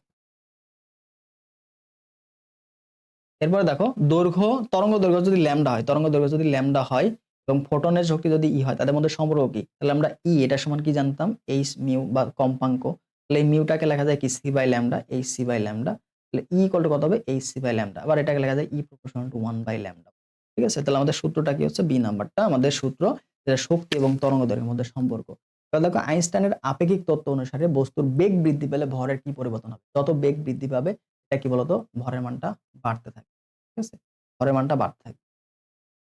আসলে একটি মাইক্রোওয়েভের কম্পাঙ্ক দেওয়া আছে 1.5 হার্টজ হলে তরঙ্গ দৈর্ঘ্য কত? তাহলে এটাও আমাদের এই যে আলোর বেগ এটা দিয়ে ভাগ করতে হবে। তাহলে কম্পাঙ্ক এফ এটা সমান আমরা কি দেখলাম? C by lambda. ঠিক আছে, তাহলে 3 ইনটু 10⁸ ডিভাইড বাই হচ্ছে 1.5 ইনটু 10⁻10। ঠিক আছে, তাহলে 1.5 এটা ভাগ করলে 2 থাকে, 2 থাকে, তাহলে 2 গুণন এটা উপরে গেলে কি -2 তাহলে মানে এটাকে তুমি লিখতে পারো 0.02 মিটার। এবার দেখো একটি কণার বেগ দেওয়া আছে 0.36 হলে এর আংশিক ভর বৃদ্ধি কত? মানে কতটুকু ভর বৃদ্ধি পাইছে। ঠিক আছে, কতটুকু ভর বৃদ্ধি পাইছে এম নটের সাথে তুলনা করতে বলছে। একটি কণার বেগ তোমাকে 0.6 দেওয়া আছে। দেখো এম এটা সমান সমান কত হবে? M naught divide by root over 1 minus 0.3, তার মানে 0.3 পুরো স্কয়ার হবে, সি সি স্কয়ার কাটা। দেখো 0.3 এটার পরে আমরা 3 3 কত হয়? 9 হয়। তাহলে এখানে 0.09 হবে, দশমিক দশমিক যেহেতু এক ঘর প্রায় ঘর পর দশমিক 0.09 হবে। দেখো 1 থেকে 0.09 বাদ দিলে কত থাকে? পাবো হচ্ছে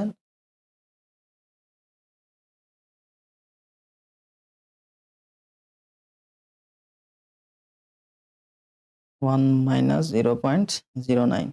ঠিক আছে, এখানে তুমি হচ্ছে পাবা হচ্ছে m naught divide by root over তোমার চলে আসে হচ্ছে 0.91। ঠিক আছে, তো এটাকে যদি আমি রুট করি, এটাকে যদি আমি রুট করি রুট ওভার 0.91, রুট ওভার 0.91। ঠিক আছে, রুট ওভার 0.91। তাহলে এখানে আমাদের যে রেজাল্টটা চলে আসে হচ্ছে এম নট ডিভাইড বাই 0.95।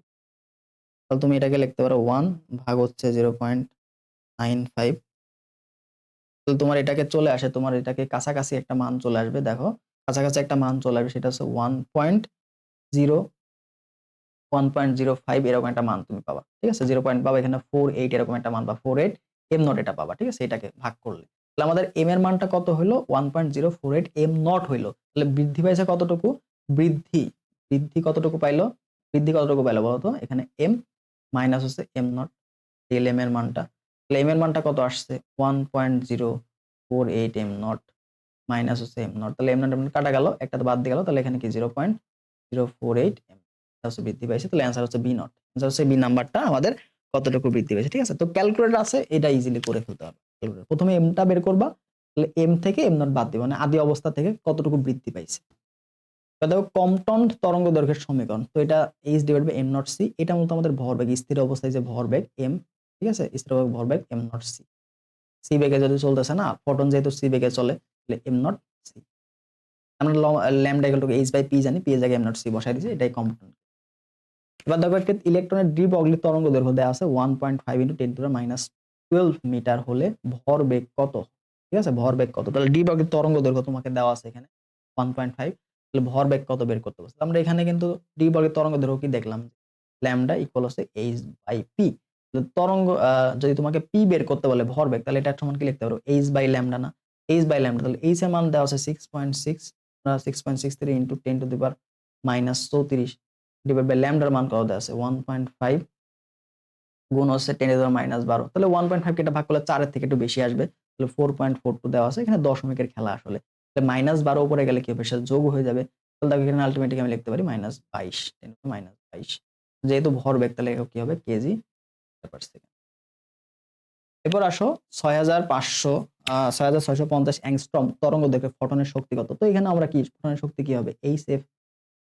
তো এখানে ইলেকট্রন ভোল্ট আছে না, তো ইলেকট্রন ভোল্টটাকে তুমি কি করবা?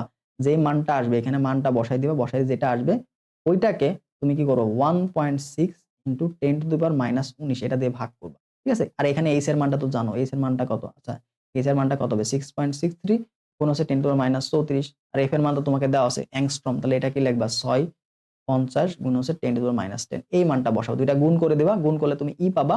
হ্যাঁ ই পাবা, ই কে 1.6 ইন্টু 10⁻19 দিয়ে ভাগ করে দিলেই তুমি হচ্ছে ইলেকট্রন ভোল্ট এককে পেয়ে যাবা।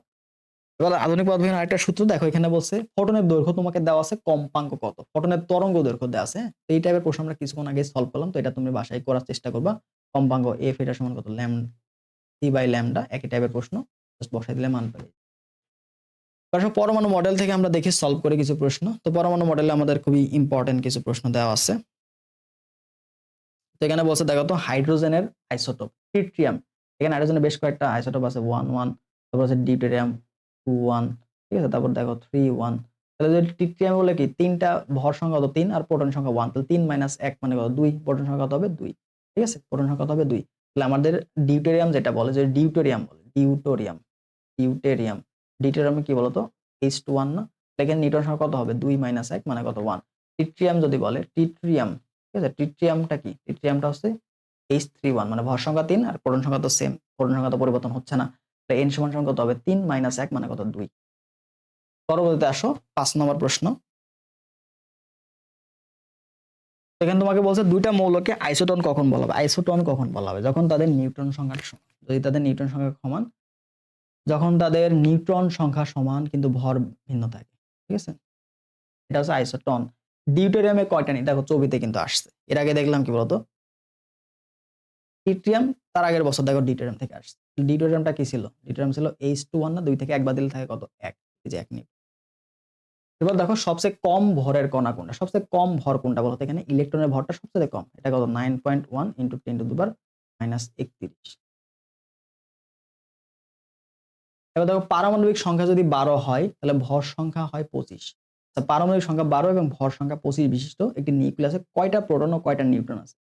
পারমাণবিক সংখ্যায় তো প্রোটন সংখ্যা, তাই না, প্রোটন সংখ্যায় তো পারমাণবিক সংখ্যা কত 12, এখানে ভর দেওয়া আছে কত, ভর দেওয়া আছে এটা জেড, ঠিক আছে, প্রোটন সংখ্যাকে জেড দ্বারা প্রকাশ করে, ভর কত দেওয়া আছে 25, তাহলে নিউটন সংখ্যা কত হবে, নিউটন সংখ্যা কত হবে a - z না, তাহলে 25 - 12 মানে 13, তাহলে আমাদের সি নাম্বার অ্যান্সার, প্রোটন সংখ্যা হবে 12টি আর হচ্ছে আমাদের নিউটন সংখ্যা কত হবে 13টি। এবার নিম্নের কোনটি 1 ইলেকট্রন ভোল্ট, আমরা কিন্তু এই প্রশ্ন একটু আগে সলভ করলাম, সেটা কত 1.6 ইন্টু 10⁻13 জুল। দেখো তেজস্ক্রিয়তা কি, তেজস্ক্রিয়তা মূলত হচ্ছে পরমাণু নিউক্লিয়াসের অবশ্যই স্বতঃস্ফূর্ত ভাঙন না, কার ভাঙন, নিউক্লিয়াসের ভাঙন, ঠিক আছে, নিউক্লিয়াসটা ভেঙে যাচ্ছে, নিউক্লিয়াসটা ভেঙে যাচ্ছে। এবার দেখো ভেদন ক্ষমতা অনুযায়ী আলফা কণা বিটা কণা গামা কণা ভেদন ক্ষমতা কিসে বলছে, ভেদন ক্ষমতা, তাহলে ভেদন ক্ষমতা কার বেশি, যার হচ্ছে কম্পাঙ্ক বেশি, কম্পাঙ্ক বেশি বা তরঙ্গ দৈর্ঘ্য যার কম, তরঙ্গ দৈর্ঘ্য যার কম তার কি ভেদন ক্ষমতা সবচেয়ে বেশি থাকে। তাহলে এখানে আমাদের যে গামা এটার কিন্তু অনেক ভেদন ক্ষমতা বেশি, তরঙ্গ দৈর্ঘ্য কিন্তু খুবই কম। তারপর দেখো বিটা, তারপর হচ্ছে আলফা, ঠিক আছে, তারপর বিটা, তারপর আলফা। তাহলে আমরা যদি এটা ক্রমে সাজাই তাহলে দেখো আমাদের কি হবে গামা, তারপর হবে বিটা, তারপর হবে আলফা। এরপর দেখো আমাদের এটা আমাদের খুবই সুন্দর একটা প্রশ্ন।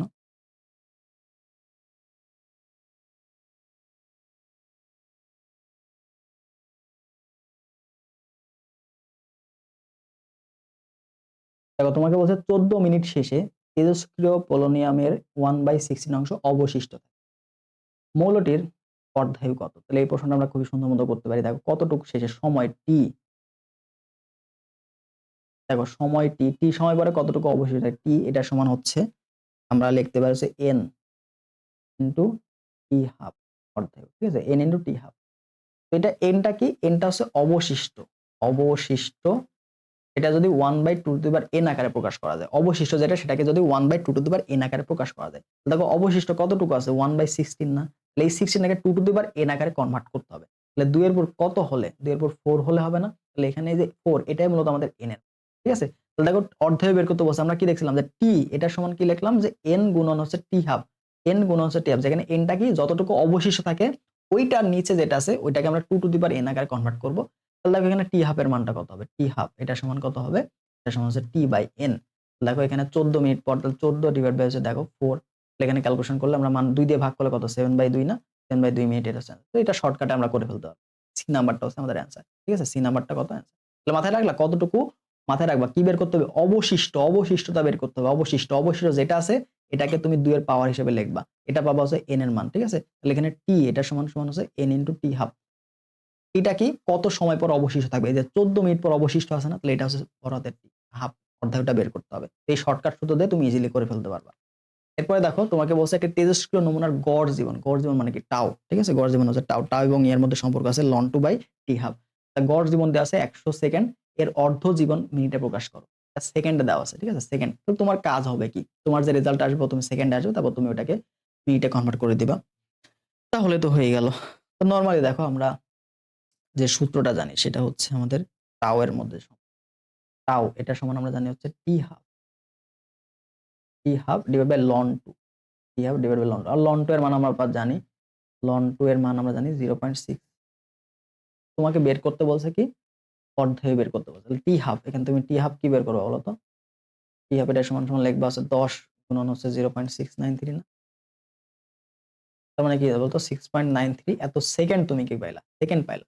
এবার তোমাকে বলছে এটাকে কি করো, এটাকে তুমি হচ্ছে কনভার্ট করো কি দ্বারা, সেকেন্ড মিনিটে। তোমার হচ্ছে কি বলছে,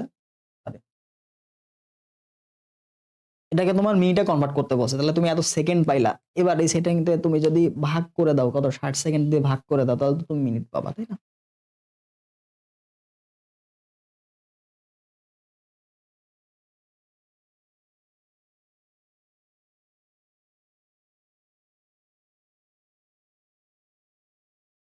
সেখানে তোমার 100 দেওয়া আছে না, 100 দেওয়া আছে, তাহলে তোমার এখানে 69.3। এবার এটাকে আমরা কি করব, এই যে 69.3 সেকেন্ড, এটাকে আমরা 60 দিয়ে ভাগ করব, তাহলে এটাকে 1 দশমিক সামথিং হবে না, 1.155। এটা অ্যান্সার কত, ডি নাম্বারটা। তো এইভাবে কিন্তু খুব ইজিলি প্রশ্ন তুমি এগুলো সলভ করতে পারবা। তো মাথায় রাখবা টাও এটা কত, লন টি হাফ বাই ln 2। ঠিক আছে, এটা কি আমাদের গড় জীবন এবং অর্ধের মধ্যে সম্পর্ক, এটার ডিরেক্ট সূত্র তোমাকে দিবে। তো অবশ্যই ফর্মুলাগুলো মাথায় রাখবা, ফর্মুলা থেকে কিন্তু প্রশ্ন আসবে মাস্ট। দেখো তেজস্ক্রিয় পরমাণুর আদি সংখ্যা দেওয়া আছে n নট, এবং টি সময় পরে অবশিষ্ট পর্যায়ে কত, তাহলে এটার ডিরেক্ট সূত্র, সেটা হচ্ছে n naught E to the power lambda T. ঠিক আছে, n naught E to the power lambda T, যেটা আমাদের ক্ষয়ের যে সূত্র আছে না, এটা হচ্ছে ক্ষয়ের সূত্র থেকে আমাদের মানটা আসে। ঠিক আছে, তাহলে আমাদের যে টি সময় পরে যদি হচ্ছে তোমার পরমাণু সংখ্যা যদি n হয়, তাহলে n সমান আমরা লিখতে পারি n naught E to the power minus. এরপরে দেখো ট্রিটিয়ামের অর্ধায়ু তোমাকে দেওয়া আছে 12.5 বছর। ঠিক আছে, 12.5 বছর। তাহলে 50 বছর পর এর এক খণ্ড ট্রিটিয়ামের কত অংশ অবশিষ্ট থাকে? তাহলে অবশিষ্টটা আমরা কিন্তু এই যে 1 divide by 2 to the power n এটা আগে প্রকাশ করতে পারি। তাহলে n এর মানটা আমরা আগে বের করব। তাহলে আমরা জানি যে হচ্ছে আমাদের যে টি এটা সমান আমরা কি জানতাম যে n ইনটু হচ্ছে টি হাফ, n ইনটু হচ্ছে টি হাফ। তাহলে টিটা কি কত বছর পর, তাহলে 50 বছর পর। টি হাফও দেওয়া আছে, অর্ধায়ও দেওয়া আছে, তাহলে n এর মানটা তুমি ইজিলি বের করতে পারবে, T divide by T half, T divide by T half. তাহলে টি এর মানটা কত, কত বছর পর, 50 বছর পর, 50 ডিভাইড বাই 12.5। তার মানে এটা ভাগ করলে কিন্তু তোমার হচ্ছে 4 থাকে, তাহলে 4 থাকে। তো অবশিষ্ট কত হলো, অবশিষ্ট আমরা কি লিখবো, 1 divide by 2 to the power n। তাহলে 2 টু দি পাওয়ার মানে কি 2 এর উপরে হচ্ছে 4, তাহলে এটা কি দেখলাম আমরা, আলটিমেটলি কত আসে বলতো, 16 আসে। 1/16 অংশ অবশিষ্ট থাকে, 1/16 অংশ অবশিষ্ট থাকে। অবশিষ্ট কত থাকে, 1/16 অংশ। এবার যদি বলে যে কতটুকু ভাঙছে, কতটুকু ভেঙে গেছে, ক্ষয়প্রাপ্ত কতটুকু, ক্ষয়প্রাপ্ত।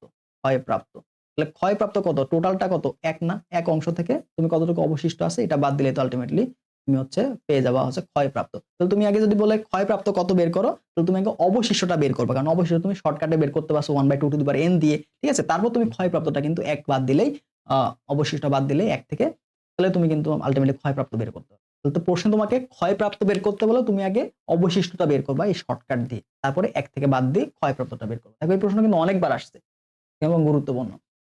এবার দেখো তোমাকে বলছে ফিশনে একটি ইউরেনিয়াম ফিশন বিক্রিয়া মূলত 200 মেগা ইলেকট্রন ভোল্ট পর্যন্ত শক্তি উৎপন্ন হয়। এটা তোমার হবে অ্যান্সার হচ্ছে 200 মেগা ভোল্ট। এবার দেখো সৌরশক্তি কোন পদ্ধতিতে সৃষ্টি করে, এটা কিন্তু অনেক জায়গাতে আসে, এজন্য আমি তুলছি। তো সৌরশক্তিতে মূলত আমাদের কি বলতো, এখানে ফিউশন বিক্রিয়া। ঠিক আছে, ফিউশন, এখানে হাইড্রোজেন যুক্ত হয়ে হিলিয়াম কণা তৈরি করে, ছোট ছোট জিনিসগুলো বড়তে তৈরি করতেছে। ঠিক আছে, ফিউশন ছোট ছোট জিনিস বড়তে তৈরি করতেছে। এবার দেখো নিচের কোন বিক্রিয়াটি ইউরেনিয়াম 235 এর ফিশন বিক্রিয়া দেখানো হয়েছে, খালি বক্সটিতে নিচের কোন সংখ্যাটি হবে? তাহলে আমাদের এখানে ব্যালেন্স করবো, জাস্ট ইজি। ঠিক আছে, ইজি। দেখো এই পাশে ব্যালেন্স করবো, এই পাশে ব্যালেন্স করবো। দেখো এই পাশে কত, টোটাল ভর কত, 235 আর 136। তাহলে টোটাল ভর কত, এই পাশে 236 হয়, তাহলে এই পাশে 236 হইতে হবে। তাহলে এখানে আছে 92, এখানে আছে 1, 92 আর একে কত 93, তাহলে 93 থেকে তুমি 236 বাদ দিবা, তাহলে বক্সের মানটা কত হবে? বক্সের মানটা হবে হচ্ছে 236 মাইনাস 93, তাহলে বাদ দিলে দেখবা যে তোমার 100।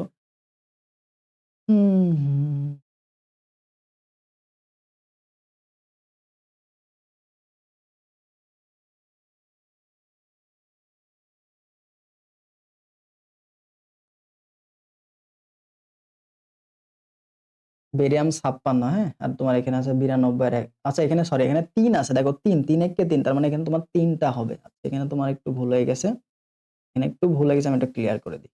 দেখো এখানে সংখ্যাটা কিন্তু ইম্পর্টেন্ট, দেখো কয়টা নিউটন আছে? 3টা নিউটন না? একটা নিউটনের ভর কত? একটা নিউটনের ভর হচ্ছে 1, একটা নিউটনের ভর হচ্ছে 1, তাহলে এই পাশে আমি সমতা করি, দেখো 235 যোগ হচ্ছে 1 ইকুয়াল হবে কি ফাঁকা ঘর, ভর সংখ্যা হিসাব করতে, যেহেতু ফাঁকা ঘর উপরে কি ভর আছে। দেখো 92 যোগ হচ্ছে 3 গুণন 1, ঠিক আছে?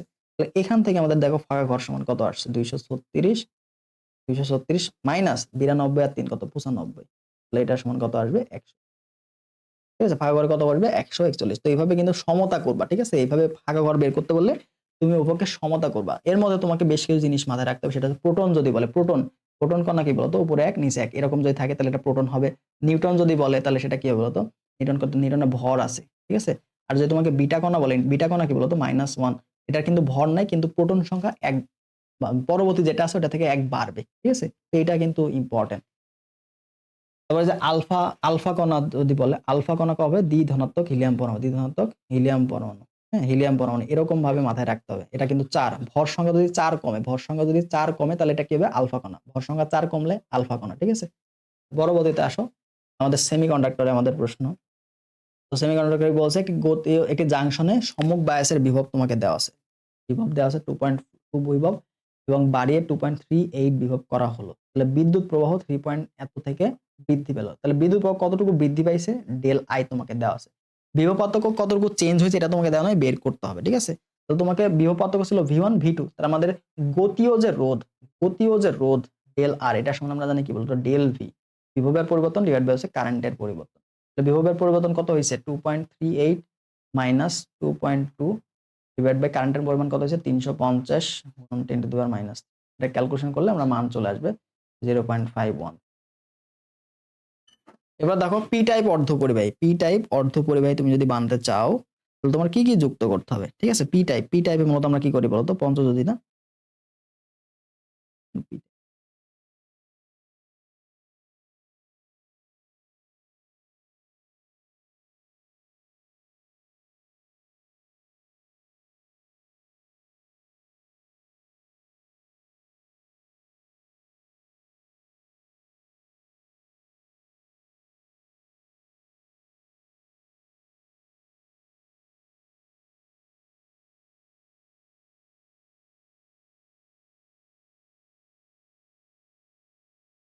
তো দেখো এখানে বলছে যে তোমাকে পি টাইপের সাথে, পি টাইপ অর্ধপরিবাহী তৈরির জন্য বিশুদ্ধ জার্মেনিয়ামের সাথে কোন পদার্থ মিশানো হয়?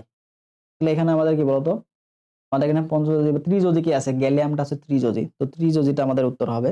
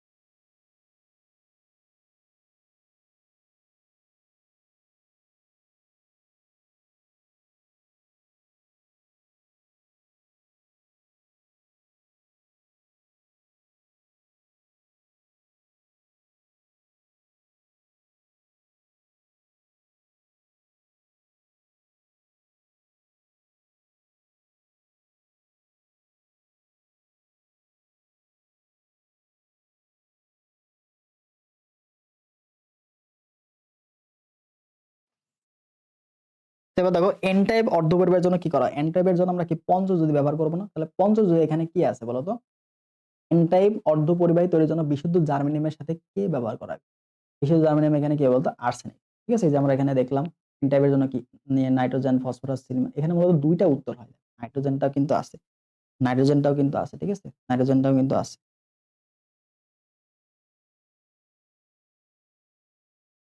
এরপর দেখো অর্ধপরিবাহী পদার্থের বন্ধনটা কি? অর্ধপরিবাহীগুলো মূলত সমযোজী হয়, আর আয়নিক গুলো তো আলটিমেটলি তোমার পরিবাহী হয়, তাই না? সমযোজীর ক্ষেত্রে তুমি যদি তাপমাত্রা বাড়ালে এটা কি হয়? পরিবাহিতে কনভার্ট হতে থাকে অর্ধপরিবাহী। এবার ধরো পিএন জাংশনের সংযোগ স্থলে নিঃশেষিত স্তর বা ডিপ্লেশন স্তর, এটাকে বলে ডিপ্লেশন স্তর বা নিঃশেষিত স্তর, দুই ভাবে থাকতে পারে। তার কারণটা কি? এই কারণটা মূলত আধান বাহকের ব্যাপন ঘটে। হ্যাঁ, আধান বাহকের ব্যাপনের কারণে মূলত ডিপ্লেশন স্তর তৈরি হয়। ডিরেক্ট প্রশ্ন চলে আসে, দেখো এন ধরন অর্ধপরিবাহী সংখ্যাগরিষ্ঠ কি? এন ধরন, এটা কি এন? এনটা কি বোঝায়? এন দিয়ে তুমি নেগেটিভ বুঝবা, এন দ্বারা কি বুঝবা? নেগেটিভ বুঝবা। নেগেটিভ মানে কি? ইলেকট্রন চার্জ, তাহলে ইলেকট্রন। আর পি টাইপ যদি বলে, পিতে কি? হোল। পিটা কি? হোল। হোলটা হচ্ছে পজিটিভ। ঠিক আছে, তাহলে পি এর জন্য আমরা কি ভল ধরবো, আর হচ্ছে এন এর জন্য নেগেটিভ ধরবো। ঠিক আছে, নেগেটিভ মানে কি? ইলেকট্রন। এবার দেখো পি টাইপ অর্ধপরিবাহী তৈরির জন্য বিশুদ্ধ সিলিকনের সাথে কি কোন উপদ্রব্য মেশানো হয়? সেটা হচ্ছে বি নাম্বার, অ্যালুমিনিয়াম ত্রিযোজী। এরপর দেখো একটি পি টাইপ সিলিকনের ক্ষেত্রে কোনটা সঠিক হবে? পি টাইপের ক্ষেত্রে আমরা কি দেখলাম? যে হোল সমূহ সংখ্যাগরিষ্ঠ, হোল পজিটিভ, এরা ধরো পি, হোল সমূহ সংখ্যাগরিষ্ঠ ভাগ এবং ত্রিযোজী পরমাণু, এটা ডোপেন্ট হিসেবে কাজ করা হয়। ঠিক আছে, আর এন টাইপের ক্ষেত্রে কি হতো? এন টাইপের ক্ষেত্রে ইলেকট্রন সংখ্যাগরিষ্ঠ এবং পঞ্চযোজী পরমাণু সমূহ ডোপেন্ট হিসেবে। ঠিক আছে, তাহলে এই যে এটা হচ্ছে আমাদের এন টাইপের জন্য, এটা হচ্ছে আমাদের এন টাইপের কন্ডিশন। দেখো যোজন ব্যান্ড ও পরিবহন ব্যান্ড পরস্পর যদি মিশে যায়, যোজন ব্যান্ড এবং পরিবহন যদি পরস্পর মিশে যায়, মাঝখানে কোনো গ্যাপ না থাকে, তো যোজন এবং পরিবহনের মধ্যে কোনো গ্যাপ নাই, তাহলে এটা কি? আমাদের কারেন্ট সহজেই চলাচল করতে পারবে না। তাহলে কারেন্ট যদি সহজে চলাচল করতে পারে, তাহলে এটা কি? অবশ্যই একটা পরিবাহী হবে। নিচের কোনটি দিক পরিবর্তী ভোল্টেজ? দিক পরিবর্তী ভোল্টেজটা কি বলতো? দিকটা চেঞ্জ হচ্ছে। ঠিক আছে, দিকটা চেঞ্জ। দেখো সবগুলার দিক চেঞ্জ হচ্ছে না, একই দিকে কি যাচ্ছে? একই দিকে যাচ্ছে না, তো সবগুলার দিক চেঞ্জ হচ্ছে, সবগুলার দিক চেঞ্জ হচ্ছে, সবগুলার দিক চেঞ্জ হচ্ছে। তার মানে এটা কি বলতো? সবগুলাই আমাদের অ্যান্সার, সবগুলো অ্যান্সার। এসি প্রোব, এটাকে বলা হয় কি? এসি। এবার দেখো জাংশন ডায়োড সাধারণত কি কাজে? এই কাজগুলো ইম্পর্টেন্ট। জাংশন ডায়োড কি হিসেবে কাজ করা হয়? রেকটিফায়ার হিসেবে কাজ করে। রেকটিফায়ার কি হিসেবে কাজ করা হয়? Junction diode. অর্ধপরিবাহী ডায়োডকে কি বলা হয়? রেকটিফায়ার বলা হয়। একই প্রশ্ন ঘুরে ফিরে আসছে। এবার দেখো বলছে কি একমুখী তড়িৎ প্রবাহ কম্পাঙ্ক কত? একমুখী তড়িৎ প্রবাহ, একমুখীর কি এখানে জিরো হবে? একমুখী হবে জিরো। ঠিক আছে, একমুখী হবে জিরো, মনে রাখবে। আচ্ছা, এরপরে যদি আমরা যাই, দেখো একটি ট্রানজিস্টরের কমন বেস সংযোগে দেওয়া আছে। আচ্ছা, ভালো কথা। ইমিটার কারেন্ট ও বেস কারেন্ট যথাক্রমে দেওয়া আছে 0.85 এবং 0.05 মিলিমিটার। কারেন্ট বিবন্ধন আলফার মানটা কত? ঠিক আছে, তোমাকে আলফার মানটা ফাইন্ড আউট করতে বলছে।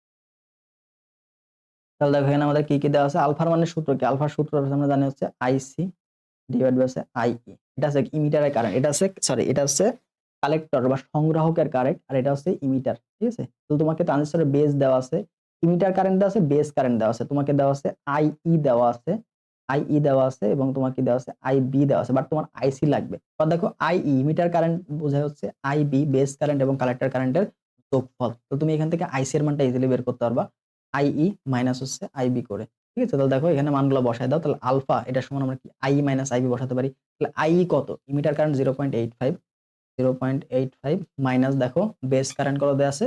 0.05, 0.05। ঠিক আছে, ডিভাইড বাই এখানে কত? এখানে তোমার হচ্ছে আইই এর মানটা কত? এখানে 0.85।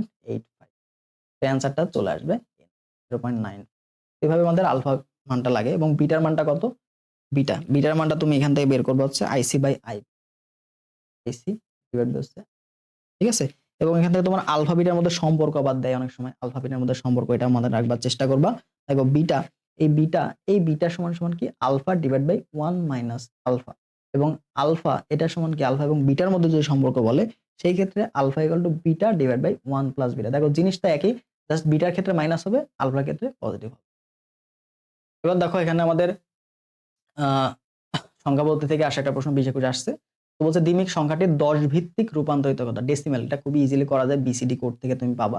তো বিসিডি কোড থেকে আমরা ইজিলি কিভাবে বের করব, এখানে কয়টা ডিজিট আছে, এখানে আছে 1 2 3 4 5 6 7, 7 ঘর পর্যন্ত নিব বিসিডি। বিসিডি কিভাবে নিতে হয়, দেখো প্রথমে তুমি 1 নিবা, ঠিক আছে, বিসিডি কোড যদি নাও প্রথমে তুমি নিবা 1, এরপর দেখো কি করবা, এর ডবল আকারে দিবা 1 2, 2 এর ডবল কত 4, 4 এর ডবল কত 8, 8 এর ডবল কত 16, 16 এর ডবল কত 32, 32 এর ডবল কত 64। দেখো 1 ঘর 2 ঘর 3 ঘর 4 ঘর 5 ঘর 7 ঘর, এখানে দেখো 1 ঘর 2 ঘর 3 ঘর 4 ঘর 5 ঘর 6 ঘর 7 ঘর। এবার দেখো যার যার নিচে আছে সেটার সাথে 1 বসাও। দেখো প্রথমে 2টা আছে, তার মানে এটার নিচে হবে 1, এটার নিচে হবে 1, ওকে।